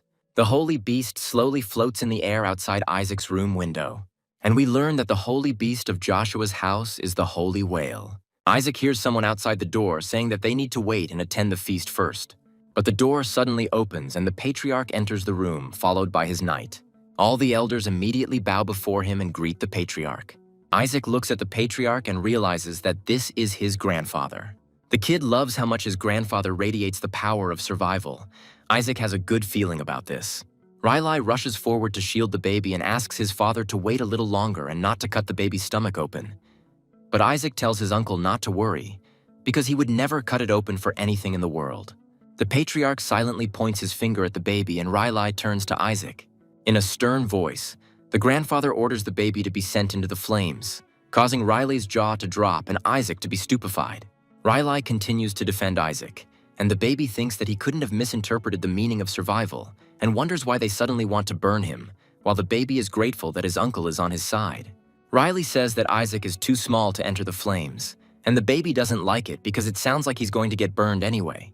Riley asks his father to come to his senses, and Howl, hurrying to them, says that this is too great a reward for Isaac. Isaac doesn't understand why the flame should be a reward, but Riley continues to chatter, and Isaac learns that with the sacred flame, the baby can become stronger, and of course, they can remove the bone from Isaac's body. But Riley continues to beg his father to wait a little longer, and Howl grumbles that the child can simply be cut open. Then the uncle suggests throwing the baby into water instead of fire. It's better than fire. Isaac is outraged, calling them all a crazy family. Gowl, on the contrary, asks the father not to send the child into fire or water, because these are the secret treasures of Joshua, which were used to raise the saint, and the snotty baby is not worthy of them. Isaac looks at his older uncle and realizes that everything he opposes is good for Isaac. Howl tries to shift the focus onto his son, saying that it was Shuri who defeated the demon in the vault. But Riley disagrees, reminding him that it was Isaac who did it. Howl says that the dragon could have been mistaken, because a baby who couldn't even walk couldn't defeat the demon. But Riley asks his brother not to tempt fate and not to go too far, and Riley also reminds that Isaac burned the medal sent by his dad. The patriarch searches for something in his inner pocket while his sons argue. Gowl says there is no evidence, but the patriarch interrupts him, asking about the medal. Eli takes a melted medal out of his pocket and asks if this is what his children are talking about. We are told a little bit of history, which says that the Pope is the only one who has a connection with heaven. And the object that is imbued with the Pope's blessing is the blessed gold from which the medal was made. The patriarch holds the melted award in his hand, and the kid wonders how he was able to melt it if he couldn't do it as the Demon King. Isaac wonders if he has become more powerful in his new body. Riley asks his father how he was able to find the medal, and the patriarch replies that he simply picked it up along the way. It was at the bottom of the lake. Riley praises Isaac in front of his father, saying how powerful the kid is to be able to melt his dad's symbol, while Isaac proudly thinks that now Joshua can prove that they are stronger than Dad. Riley says that Isaac will be able to withstand the flames of the Skeleton King, and the elder adds that the baby will become an excellent demon hunter. Hearing their conversation, Isaac looks away. Riley explains how many townspeople have suffered from the Demon King, and the elder agrees, fearing the coming of a new era of the Skeleton King. The whisper tells Isaac that the imposters, pretending to be him, are causing mayhem, and the kid wonders who it could be, even if it is to Isaac's advantage now. Riley screams, asking his father to remember what happened 70 years ago when the Skeleton King broke into Joshua's house and destroyed everything. Isaac was very surprised to hear this information. Riley becomes enraged, remembering the events of the past and the words of the demon, who promised to interrupt the line of the saint. The whisper reminds Isaac that he died 150 years ago, and therefore could not have caused trouble 70 years ago. But Isaac is now pondering the blood curse that Riley spoke of, now understanding how Joshua has such a long lifespan. While the kid reassures himself that the average demon's curse is just a toy, Isaac is about to suppress the curse with his mana while the adults continue to develop the theme. The female counselor says that although the curse does not kill them, family members suffer from erectile dysfunction or stunted growth, and the man adds that many also go bald very early. Upon hearing about the baldness, Isaac becomes enraged, promising to kill the bastard, and Whisper adds fuel to the fire by saying that baldness can also be hereditary. The patriarch approaches the baby and examines him. Eli notices Isaac's red eyes and realizes that he is cursed too. The patriarch tells Riley and the elder that fire and water are not enough, and Isaac becomes nervous and anxious about such speeches. The patriarch says that he will give the baby the Holy Spirit, and these words unsettle everyone present. Isaac is surprised, but this is something he really wants to get. The Holy Spirit can only be received by one's own free will, and Isaac needs a very high rank to get even with the gods. The kid was already dreaming about receiving the Holy Spirit and slapping the gods on the back of the head. Howl wants to argue with his father, saying that the Holy Spirit is too much for a baby. Howl is outraged because the Holy Spirit is transmitted to those who brought glory to the house of Joshua, and Isaac did nothing for this. Isaac hisses tiredly, mentally calling his uncle a donkey who started playing the barrel organ again. The patriarch addresses Gowl in a stern voice, and he asks what he personally did when Dad sent the so-called gift. Eli scolds his son, saying that the heavens dared to insult in their own home, and Howl delivered their people back safe and sound and now protects them. The patriarch is unhappy with his son because he has done nothing but belittle his nephew and is now trying to hold on to Isaac. Howl has nothing to say to his father's words. Isaac gloats as the patriarch scolds Howl, saying that even animals protect their family and the house of Joshua stands on the principle of protecting the weak. Howl is horrified when his father sternly reprimands him that the little child is helping them defend their honor and they all must take care of the baby. Then the patriarch demands to call everyone from the main house. He wants to give Isaac a blessing. A few days later, Joshua's main house. Riley rushes to her father and Isaac, asking what her father is planning if he doesn't just want to give the child a blessing. The patriarch replies that if you simply place the baby in fire or water to extract the demon king's particle, the child may be harmed. The anti-demonic properties of the fire and water of the temple are too strong and can harm the baby, and he will never master the rites of exorcism. Riley says that then Isaac will not be able to rise above the 5th-rank priest. The patriarch says that he will give Isaac a choice between fire, water, and the Holy Spirit. This will be enough to test. Gowl is happy with his father's decision because it means that no one will give the Holy Spirit to a baby for no reason. Eli places 3 balls of different colors on the table in front of the child and asks him to choose. Riley, watching his nephew, mentally asks him to choose a white ball. Each of the balls contains the energy of water, flame, or spirit. But no matter how much Riley prayed in his mind, the baby chose the red ball. Isaac holds the red ball up, indicating that the choice has been made. Howl smiles slyly and asks the upset Riley not to be too sad. But all conversations are interrupted when the room is filled with a reddish light. The ball Isaac chose begins to crack, and then a huge fireball bursts out. The elders are confused. They are surprised that it was not the flame of the temple. A spirit appeared before everyone present. Riley and his brother's eyes widened in surprise. The spirit that appeared looked at the people with displeasure, and the first thing the spirit did was to direct its fire at the elders. Gowl immediately asks his father why there was a Holy Spirit in the red balloon, but the patriarch tells his son not to make noise. Eli reminds his son that he never said there was only one Holy Spirit, and Howl is confused. The patriarch says Joshua's family roots are in the water, but Isaac was able to create a flame that melted the Pope's medal, so Eli hid a trap. But Isaac still made the right choice, and now a spirit has appeared, although not the one the patriarch expected. The spirit looks at Eli with anger and calls out his name in fury. The spirit's eyes glow with rage, and he screams that Eli is crazy for daring to summon him, a spirit of royal rank, to the human world. The elders are terrified of the spirit's wrath. The Holy Spirit is gaining more and more strength for the attack. And then he unleashes fire magic, directing it at Riley and the others. The elders try to run away from the fire. Gowl covers himself with his hands, but Riley and the patriarch just stand calmly in place. While running away, the elders say that protective spells must be used. Howl asks his father why he called the royal rank if he doesn't want to burn all of Joshua's lands. Eli replies that it wasn't him and points his finger at the baby. Isaac is shocked by this statement. But the grandfather is happy with Isaac and proud of his grandson. This is evident from his smile.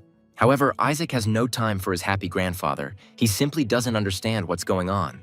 The summoned spirit continues to rage, frightening everyone present with fire. Isaac doesn't understand why the king rank appeared if he only poured a drop of holy power to summon the middle rank. The whisper asks what the owner is made of, and the baby thinks with horror of what he could have caused if he had really put in the effort. Isaac examines the summoned spirit and realizes that the flame the spirit has is anti-demonic. Such flames transform mana into holy power. Whisper happily says that this will help Isaac a lot, and he agrees with the assistant's words. But Isaac sees how furious the spirit is and doesn't understand how he can subdue it, while the spirit continues to destroy and set fire to everything around it. The whisper hesitantly tells the owner that he needs to be subdued somehow. Isaac remembers with irritation that royal-ranked spirits are closely connected to the heavens, and that Isaac doesn't have enough power to get too close yet. The elder, who has already suffered considerably from the spirit's tricks, tearfully asks the patriarch to send the crazy spirit back, because this is a terrible spirit of royal rank, which even the gods have rejected. But the patriarch calmly says that if he were condemned for the color of his hair, he would also have broken ties with the gods, and it all started because of stupid prejudices against black hair. But the spirit launches another portion of fire at the elder, forcing him to remain silent. The spirit speaks menacingly to Eli, asking what he was thinking, calling him to the ritual of submission. But the patriarch calmly points to Isaac and tells the spirit that the baby called him. The spirit looks at the baby with distrust, and Isaac begins to smile happily at him. The spirit becomes even more angry, calling Eli a madman who easily sacrificed a baby to summon him, but the patriarch denies everything. The spirit says that even if Joshua's house is falling apart, he should not do this to the newborn. But Isaac's manic expression cools his spirit and he asks what's happening to him. Isaac only thinks about how he wants to get this spirit. Since he is so capable and hostile to the gods, the kid wants to use the spirit as a filter for mana. The spirit says that since Eli won't confess, he will check the baby himself. If he really summoned the spirit himself through the ritual of subjugation, he will withstand the attack. Isaac continues to sit with a longing face and stretch his hands toward the spirit. The fireball hits right where the baby was sitting, and Riley rushes towards him in panic. And the spirit, pleased with itself, says that it is better for the child to meet a peaceful end at its hands. But Isaac seemed not to notice the attack, crawling towards the spirit with the same blissful face and laughing. The patriarch asks whether the spirit is convinced that it was this young brat who called him here, and the spirit has nothing to object to. The patriarch tells the spirit to choose whether to make a pact with the child or to refuse and accept the punishment. The spirit is angry, he didn't expect this. Still resisting the agreement, the spirit says that due to his rank, he is not afraid of punishment, and since he is here, he will burn down Joshua's house so that he can live in freedom. Pointing a finger at the patriarch, the spirit threatens Eli, telling him to watch his lands burn. While the spirit is gloating, Isaac crawls up behind him and opens his mouth wide. Not letting the spirit finish all the insults he was about to utter, Isaac takes the spirit into his mouth, horrifying everyone present. The spirit screams and calls the baby a brainless idiot, but Isaac only sucks the spirit contentedly while Riley screams at the baby that he can't eat it and that he shouldn't swallow it this time. Hearing this, the spirit is confused. He is embarrassed by the words about this time. While in the child's mouth, the spirit screams, asking how they are even going to take care of this child and calling them crazy. The spirit continues to shout threats and says that he is ready to retreat now, but they will all pay later, and the baby continues to slobber on the spirit with delight. The spirit tries to teleport, satisfied with its decision, and says goodbye to the people. But then nothing happens and everyone sits in confusion. Isaac continues to hold the spirit in his mouth, and Whisper chuckles at him. The spirit cannot understand why he cannot be transported. Dark mana suddenly flowed through his hands. Isaac giggles and holds his breath, and he scolds the kid with different words. The patriarch, as if nothing had happened, calmly informs the spirit that the baby swallowed the demon king's thumb, and the spirit indignantly asks what they are feeding this child. Holy spirits are the purest beings of the entire Saint faction. They literally embody holy energy and are weak to dark mana. The spirit tries to cover its face so as not to inhale mana, because it has already begun to lose strength. The spirit asks to stop the baby. Isaac laughs happily, and Eli just scratches his ear, saying how sorry he is. The patriarch says that the demon king's energy is too strong and no one can get close to it, but the spirit doesn't believe in these tales at all. The patriarch sits down closer to Isaac and tells the spirit that if he stays with his grandson and cleanses all of the skeleton king's dark mana, then Eli will send him back. But the spirit is indignant, asking what Eli was smoking and if he knows who he is dealing with, to which the patriarch suggests that the spirit feel free to stay and be eaten. The spirit says that they are all crazy and that is why he hates them all, and he would gladly make a cutlet out of Joshua if they did not belong to the family of the saints. Isaac runs his tongue over the spirit's face inside his mouth, cutting off his threats. And then he begins to lick the spirit even harder, driving him into hysterics. Surrendering, covered in drool, the spirit screams to leave him with this child for 4 days. That will be enough time. The patriarch is surprised that so little time is needed. Eli turns and leaves, ordering that the gates of the eastern castle be opened and the child and spirit be placed there, and that no one be allowed in until the cleansing is complete. Riley and Howl want to argue about the eastern castle, but their father does not allow them. The patriarch sternly tells the children that he does not want to hear anything more. Isaac, satisfied with the result, finally pulls the battered spirit out of his mouth. Now Isaac is even happier, because the eastern castle is located next to the extension where the mana cores are located. East Castle, Joshua's house. There is an explosion inside, blowing out the windows. The servants present within the castle grounds say that it is definitely the Demon King's mana that is to blame, and that it seems that the patriarch has given up. The servants gossip that Sir Howl or his brother will be next in line, as Isaac has been cursed and can no longer be a candidate. The maid asks if the boy is really cursed. Another servant replies that he heard that Isaac has the appearance of a balding old man. The girl objects that according to rumors, he looks like a monster without skin or a skeleton. The girl also adds that Isaac has been in the castle with the Holy Spirit for 10 years. Behind the servants, the estate continues to burn, emitting smoke.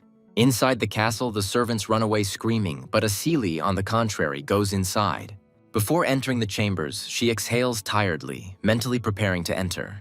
Then, having collected herself, she throws open the doors and informs Lord Isaac that she has arrived. Asili asks the little gentleman if he is okay. Isaac looks at her with displeasure, taking the lollipop out of his mouth. It becomes clear that over the past 10 years, the baby has not grown a bit. Asili sighs sadly, wondering how strong the Demon King's curse is that Isaac is still so small. But Isaac smiles and mentally replies that he is staying a baby on purpose. The reason Isaac chose to stay small is because babies are much better at absorbing power, and there is a level that can only be reached by a child. Asili's conversation awakens the spirit, and the girl asks him if he slept well, calling him by name, Shalak. Shalak does not answer Asili, but only stubbornly intends to continue cleansing the little fiend. The spirit says that he was almost able to finish yesterday, but then turns to the baby and sees that a huge cloud of mana is swirling around him again. Shalak yells at Isaac, asking how there could be more mana, to which the kid only smirks slyly, looking away. The spirit shakes Isaac, asking questions about how much of the Skeleton King Isaac ate, why the mana has not decreased in 10 years, and why there is always more of it after awakening. The kid is silent, smiling contentedly, and mentally answering that for the past 10 years he has been absorbing mana from the cores that have accumulated in the annex every night. And Whisper adds that it was unexpectedly pleasant to learn that there are even more of them under the annex, which Isaac dealt with in 10 years. Although the assistant thought that it would take at least 40 years. Shalak complains of headaches from working with Isaac. The kid is happy that he finally finished collecting mana, and although no one taught him, he was able to learn on his own, and now he can cast 6th tier holy spells. Asili tells Isaac that everything will be fine and that Dad will join in too. The baby is not at all happy about this. Asili adds that the Holy See is going to execute all of the Skeleton King's minions, all 14 familiars, and Isaac is shocked to hear this. The girl, thinking that she is calming the child, says that soon the last mana of the Demon King will be extracted from Isaac and everything will be fine. But the child is against it. He is indignant that he still needs to extract a lot from his familiars and they cannot be killed. Asili then offers the kid to eat a candy in the shape of the Skeleton King's broken skull and rest. But Isaac only turns away, mentally asking to get rid of it. Now Isaac will have to come up with something to solve the problem with the minions. The kid is distracted from his thoughts by a voice coming from the window where Howl praises Shuri. Shuri is walking with her father in the garden, and her father praises the boy for not only skipping the test, but also becoming the youngest priest. Howl proudly tells his son that rumor has it that the princess herself will be present at Shuri's initiation. Shuri modestly tells her father that this is all nonsense because he is his father's son. Gowl beams with happiness and pride for her son, praising him for how smart he has grown up to be and promising that everything will be fine with Shuri. But before he could finish speaking, Howl discovered that his son had already disappeared, and in his place there remained only a light haze of the spell.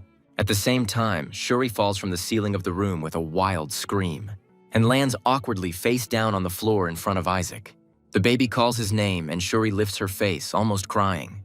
Isaac looks at Shuri angrily and threatens him. Shuri steps back in confusion. Isaac scolds Shuri for not being able to stop himself from lying and thinking that he only ran away because he entered the academy, while Shuri is afraid that he saw that crazy man again. The kid tells Shuri that he achieved everything he did only because of his training. Shuri replies that he tried his best too. It's not easy to be dedicated and become the best in class, but Isaac says that he couldn't have done it alone, and Shuri agrees. The kid thinks that he also needs to prepare for initiation, because many spells will only be available after that. Shuri awkwardly looks away. The kid jumps down to the floor, having made his decision, and says that Shuri should help him, but the boy is not thrilled about the prospect. Isaac makes an angry face, and Shuri immediately changes her mood, replying that he will help in any way he can. The kid smiles evilly, saying that he wants everything Shuri has, the prize money from the quiz, the things his father bought him. Isaac wants everything. Shuri is already crying her eyes out, mentally calling Isaac a demon. Shuri massages the baby's shoulders, and Isaac asks his brother what's going on with the killing of 14 familiars. Shuri replies that after the incident in the vault, demons no longer follow orders and seem to expect death, so they are executed. Isaac does not like this outcome. The kid says that since nothing can be done, he will solve everything within a year. Shuri is surprised and does not understand what exactly the kid wants to do. The kid says that he will join the ranks of the priests, and this makes Shuri laugh so much that he can't help himself. Shuri is already laughing openly, asking Isaac how he is going to do this. If not even at the academy, the kid is angry at his brother's reaction.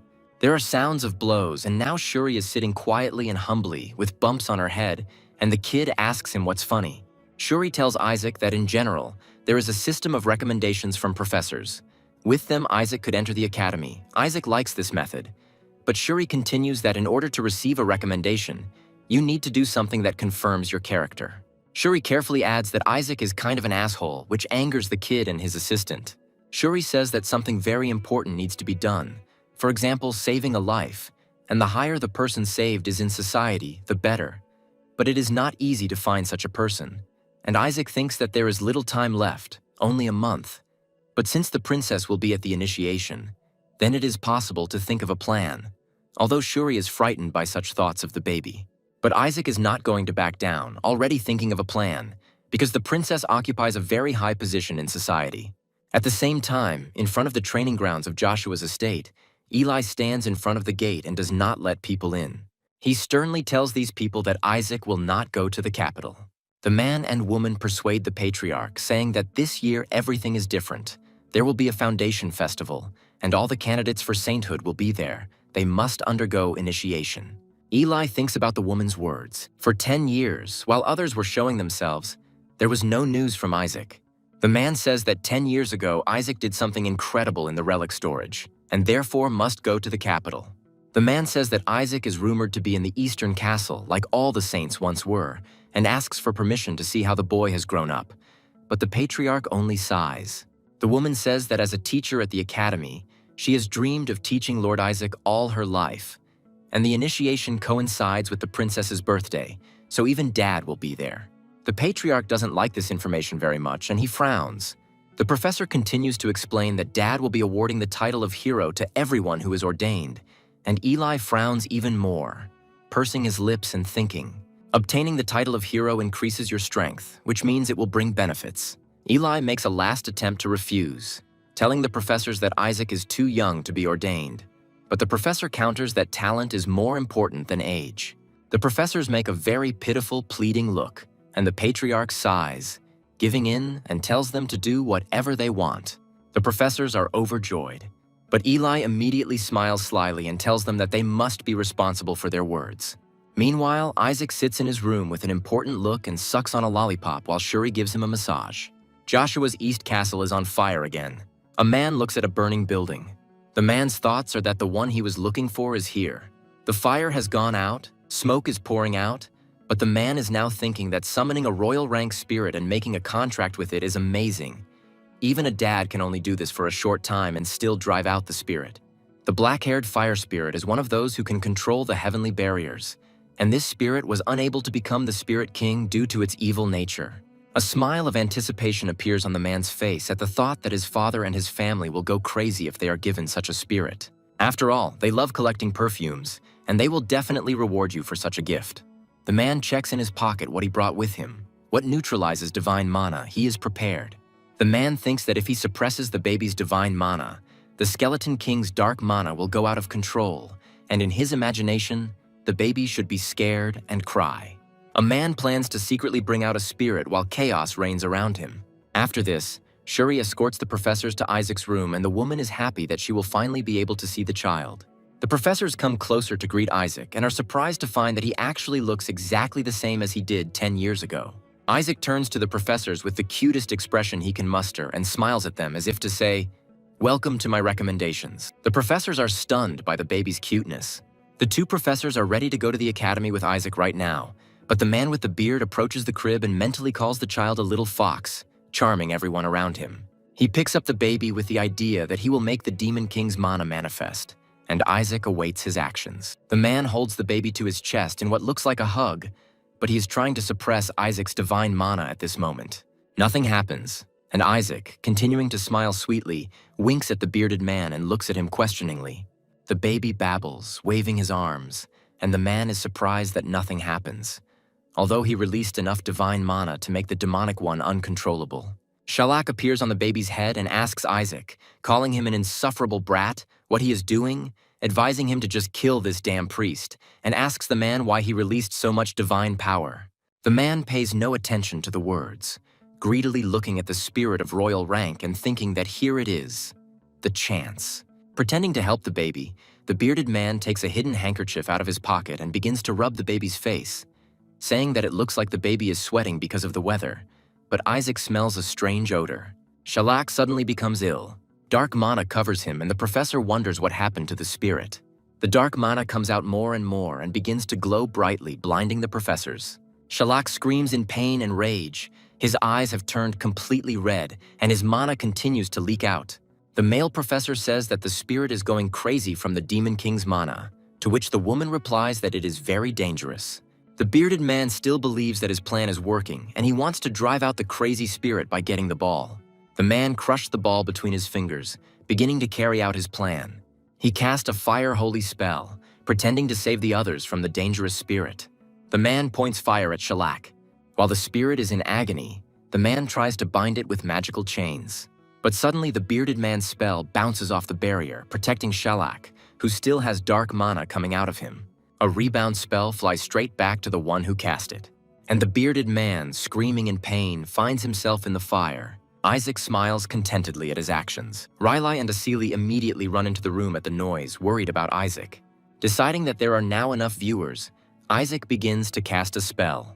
Isaac focuses on the dark mana filling the entire room. The baby begins to collect all the mana while the bearded man lies unconscious near his crib. The professors are surprised by the baby's actions. Isaac is pleased with the result, saying it's time to take care of the mana. He snaps his fingers, telling the spirit to stop too. All the dark energy around Shalak immediately dissipates, and Asili and Relai watch this with their heads raised. They can't help but let out a surprised cry as the little boy casts Joshua's Azure Holy spell. While the spirit calmly descends lower, Shalak looks at himself, realizing that everything has stopped. The professors are ready to burst into tears with delight. They are completely shocked that Isaac controlled the Skeleton King's mana and was even able to calm the raging spirit. Riley runs to the baby's crib, saying that this is simply a miracle. Riley is happy that Isaac has finally started talking, and his uncle says how proud he is of the baby. Isaac slaps his face with his palm, not understanding why Riley only noticed this. Isaac is once again being rocked in arms, but he simply endures it with an indifferent face. The bearded man rises from the floor, not understanding what happened. Shalak looms over him and says he'd like to know that too, calling the man a fucking minister of the Golden Church. The man shudders at the spirit's words. Shalak furiously asks who is behind all this. The minister tries to justify himself by saying that he only came to meet Isaac and that the spirit is mistaken. Shalak asks again why he is wrong if the minister came wrapped in fireproof clothing and the man is confused and cannot find an answer. Shalak says that from now on, all fire spirits will terminate their contracts with priests who are connected to the Pope. And with a smile, Shalak adds that he is doing this only because he is furious and asks the servant not to misunderstand him. The man shouts after Shalak, asking him to wait, but the spirit only shrugs. In desperation, the minister asks how the spirits can break their connection with the priests who work under contract with the gods themselves, especially the Pope. Shalak indifferently tells the servant to fuck off, because he has long since severed all ties with the gods and is no longer bound by the rules. Isaac giggles contentedly as he sits in Asili's arms. The spirit tells the minister to get out of sight, and the man is at a loss as to what to do. Shalak then flies up to Isaac, addressing the baby. He says that Isaac saved him with divine power and even dealt with the Demon King's dark mana, and since the dark mana was purified, their contract is over. But Shalak says that he will stay with Isaac in gratitude for saving him, and the kid laughs maliciously, thinking that the spirit is acting like a true holy being, although in fact, he does not owe anything to anyone. When everything has calmed down, the professors are about to return to the sanctuary to report what happened.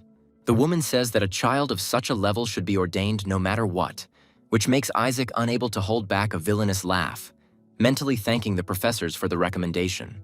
We move to the Patriarch's office, where Relai stands in front of his desk. While sorting through the papers, the patriarch says that the Holy See has approved Isaac's consecration and they want the child to be present at the ceremony. Riley is surprised that everything happened so quickly and asks if the baby was given a recommendation for saving Joshua's people in the academy. The patriarch replies that it is not for this reason, but for the salvation of a spirit of royal rank, after which no one dared to object, and Riley rejoices at the news. Eli shows his son the results of the tests he gave Isaac, wanting to test his knowledge, because getting initiated is the same as graduating from the academy. On the tests, only the highest scores on all 1,600 questions. Riley is delighted with the baby's excellent result. Riley says that there is nothing to regret now that Isaac can talk and walk, but the patriarch, closing his eyes in disappointment, says that it is a pity, but the baby is behaving badly. Eli says that all that was left was to check Isaac's personality, and most people pass it unless they were completely immoral or criminal. Riley says that he remembers this test. It is carried out under a holy spell that forces one to tell only the truth. The patriarch is just checking Isaac's results on this test. The first question was, "What do you think about the family that gave birth to you and raised you?" And Isaac answered that he will conquer them all. It is all his. Riley rejoices in the spirit of the baby, and the patriarch says that he is surprised. But still, this is expected from one of the Joshua. But Isaac's next answers made Riley's eyes pop out of their sockets. When asked what he would do after initiation, the kid replied that he would bite off the heads of gods. And when asked to tell about his dreams and aspirations as a priest of the sacred empire of Helen, he wrote, "I will get rid of this country." Unable to believe what he saw, Riley silently points his finger at the papers, and the patriarch, closing his eyes, says that only he and Riley saw these results. Riley clutches his head, saying that if Isaac passes another such test after initiation, he will be executed for heresy. The patriarch jumps up, slamming his hands on the table, and says that Riley will be ordained instead of the baby. And for now, Isaac cannot be allowed out of the house. First, he must get an education. At the same time, in Isaac's room, Whisper asks his master if he has made a decision, and Isaac answers in the affirmative. We see that Isaac has grown noticeably. He has packed a bundle for the road and with a smile tells his assistant that he is running away, intending to climb out the window. We move to the capital's Roman Academy. In the Department of Holy Incantations, boys gossip, telling how they heard about the initiation of a 10-year-old child and do not understand what he did to receive the rank so early. The grown-up Nizer Sepet says that how can a baby who can't even walk be ordained? A classmate asks Nizer what he means by can't walk, and he replies that the child was cursed by the Demon King and hasn't grown a centimeter in the last 10 years. To confirm his words, Nizer turns to Shuri. Nizer continues to sneer, saying that a baby definitely cannot be ordained, which means it will simply be an honorary title. Shuri just sighs, trying to ignore the annoying boy. Nizer continues to tease Shuri by saying that it's great to belong to the house of a saint. Then even an unqualified brat can be ordained, and calls it indecent. Shuri can't take it anymore, jumping up from her seat, mentally cursing the cocky bastard. But then another boy enters the class and asks if Nizer Sepet thinks the Holy See is just a joke. A grown-up Kaina adds that, among other things, it was Nizer's father who accepted Isaac's recommendation, and Nizer is angered by these words. Condescendingly, Kaina tells Nizer that he is an idiot for insulting his own father. Nizer tells Kina to shut up and asks what he's doing at the academy if he's not even a student. And Kina replies that he was invited. Kina adds that he will be a mentor and teacher of holy spells, and this shocks the boys. Kina then, without turning around, turns to Shuri, telling him that he is also bothering him, and Shuri doesn't understand why. Turning her head with a smile, Kina says that there is no way that damned Isaac can become a priest, and Joshua's house will only be okay until Shuri becomes the patriarch. Condescendingly, Kina invites Shuri to come to him if his family falls into decline. Kina promises the young man to find a place for him in his father's house. This statement infuriates Shuri, but he tries to restrain himself because now is not the time for fights. Walking past Kina, Shuri proudly says that he doesn't need his help and nudges the boy with her shoulder. A gloomy atmosphere hung in the classroom, but Kina continued to smile, and Shuri left the room in annoyance, advising Kina to worry about herself. We move to the academy dormitory. Shuri sits on her bed, clutching her head and scolding Nizer and Kaina, calling them rats. Shuri is also angry because his family will not come to his initiation since Isaac ran away from home. Shuri wonders out loud why now, calling Isaac an asshole and wishing he would go bald just like the Skeleton King. Suddenly, a portal appears from the suitcase and a hand sticks out. As Isaac climbs out halfway, he glares at Shuri, asking what he just said. Shuri is startled by the surprise. Shuri screams in fear, surprised by Isaac's appearance from the suitcase. Shuri asks how Isaac got here in the first place, and the kid replies that he wanted to take orders. But the patriarch and his uncle tried to stop him, so he ran away. Isaac takes his rattle out of his clothes. The kid threatens his brother with this rattle, and Shuri, frightened, asks what happened again, but Isaac calls the boy weak. With his eyes flashing with fury and waving his toy, Isaac asks if his brother is going to accept his dad's offer. Shuri tries to say no, but is immediately hit in the stomach with a rattle. Isaac punches Shuri and screams that these bastard dads dare to disrespect the name Joshua.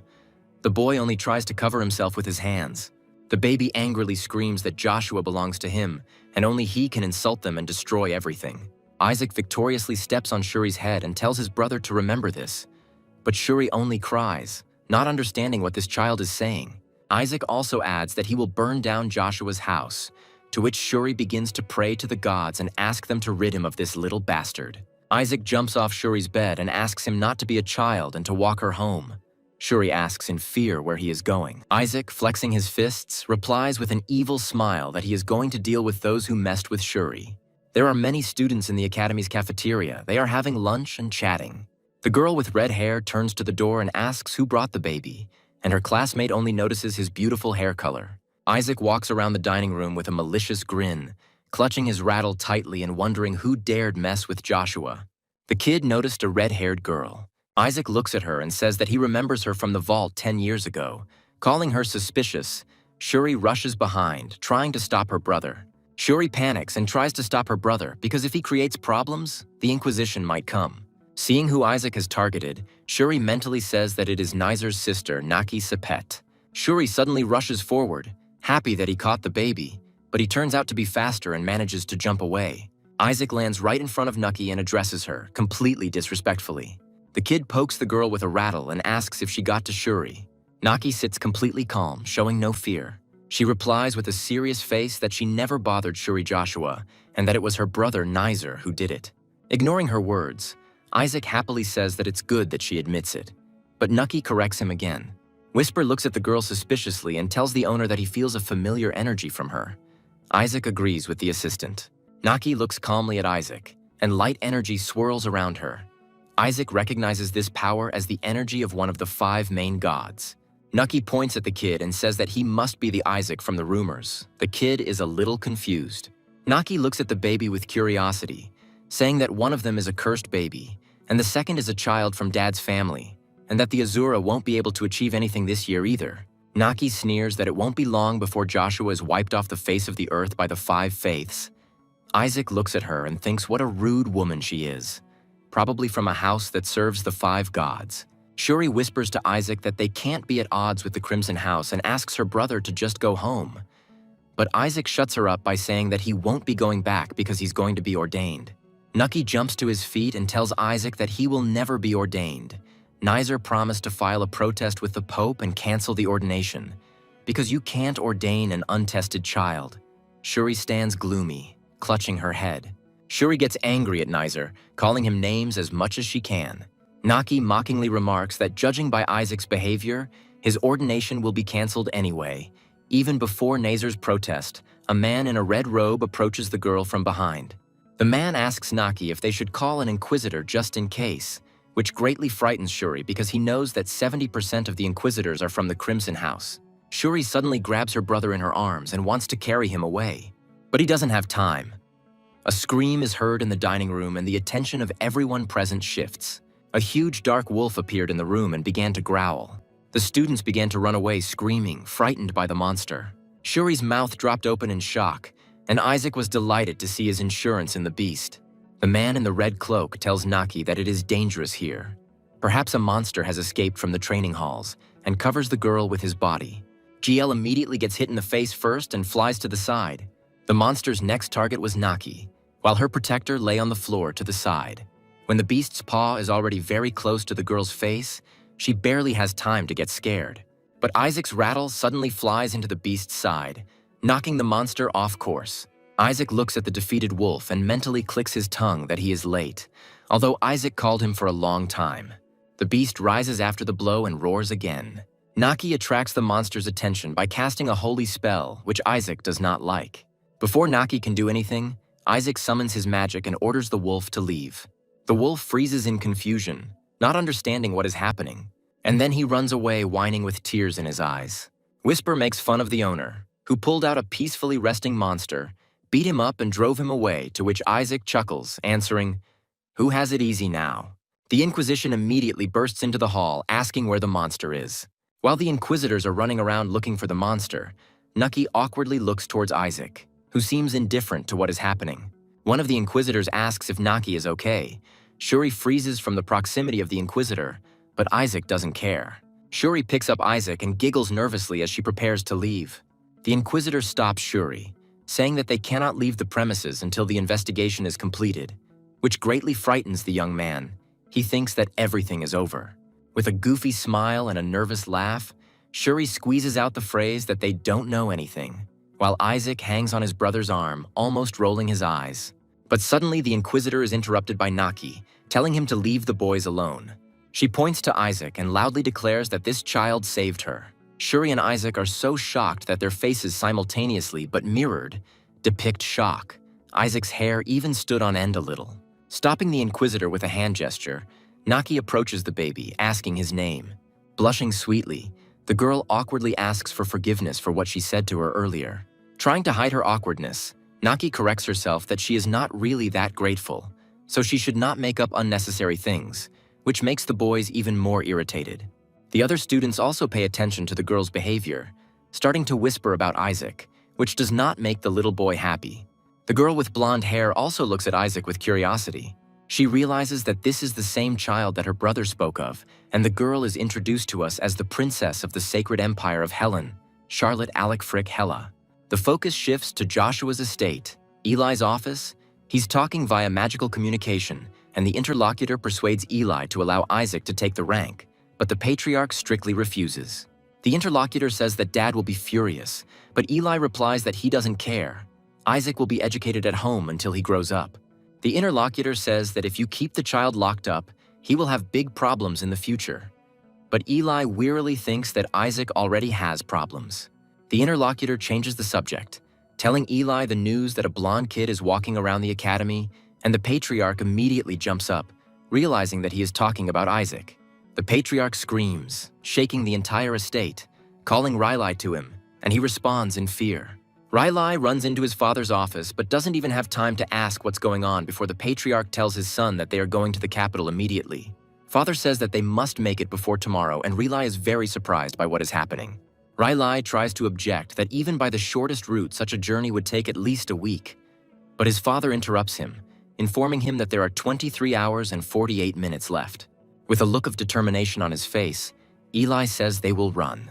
Academy the next day. Shuri knocks on Isaac's door, asking what he's doing and why he's trying to force his tiny body into a priest's robe, demanding that he come out quickly.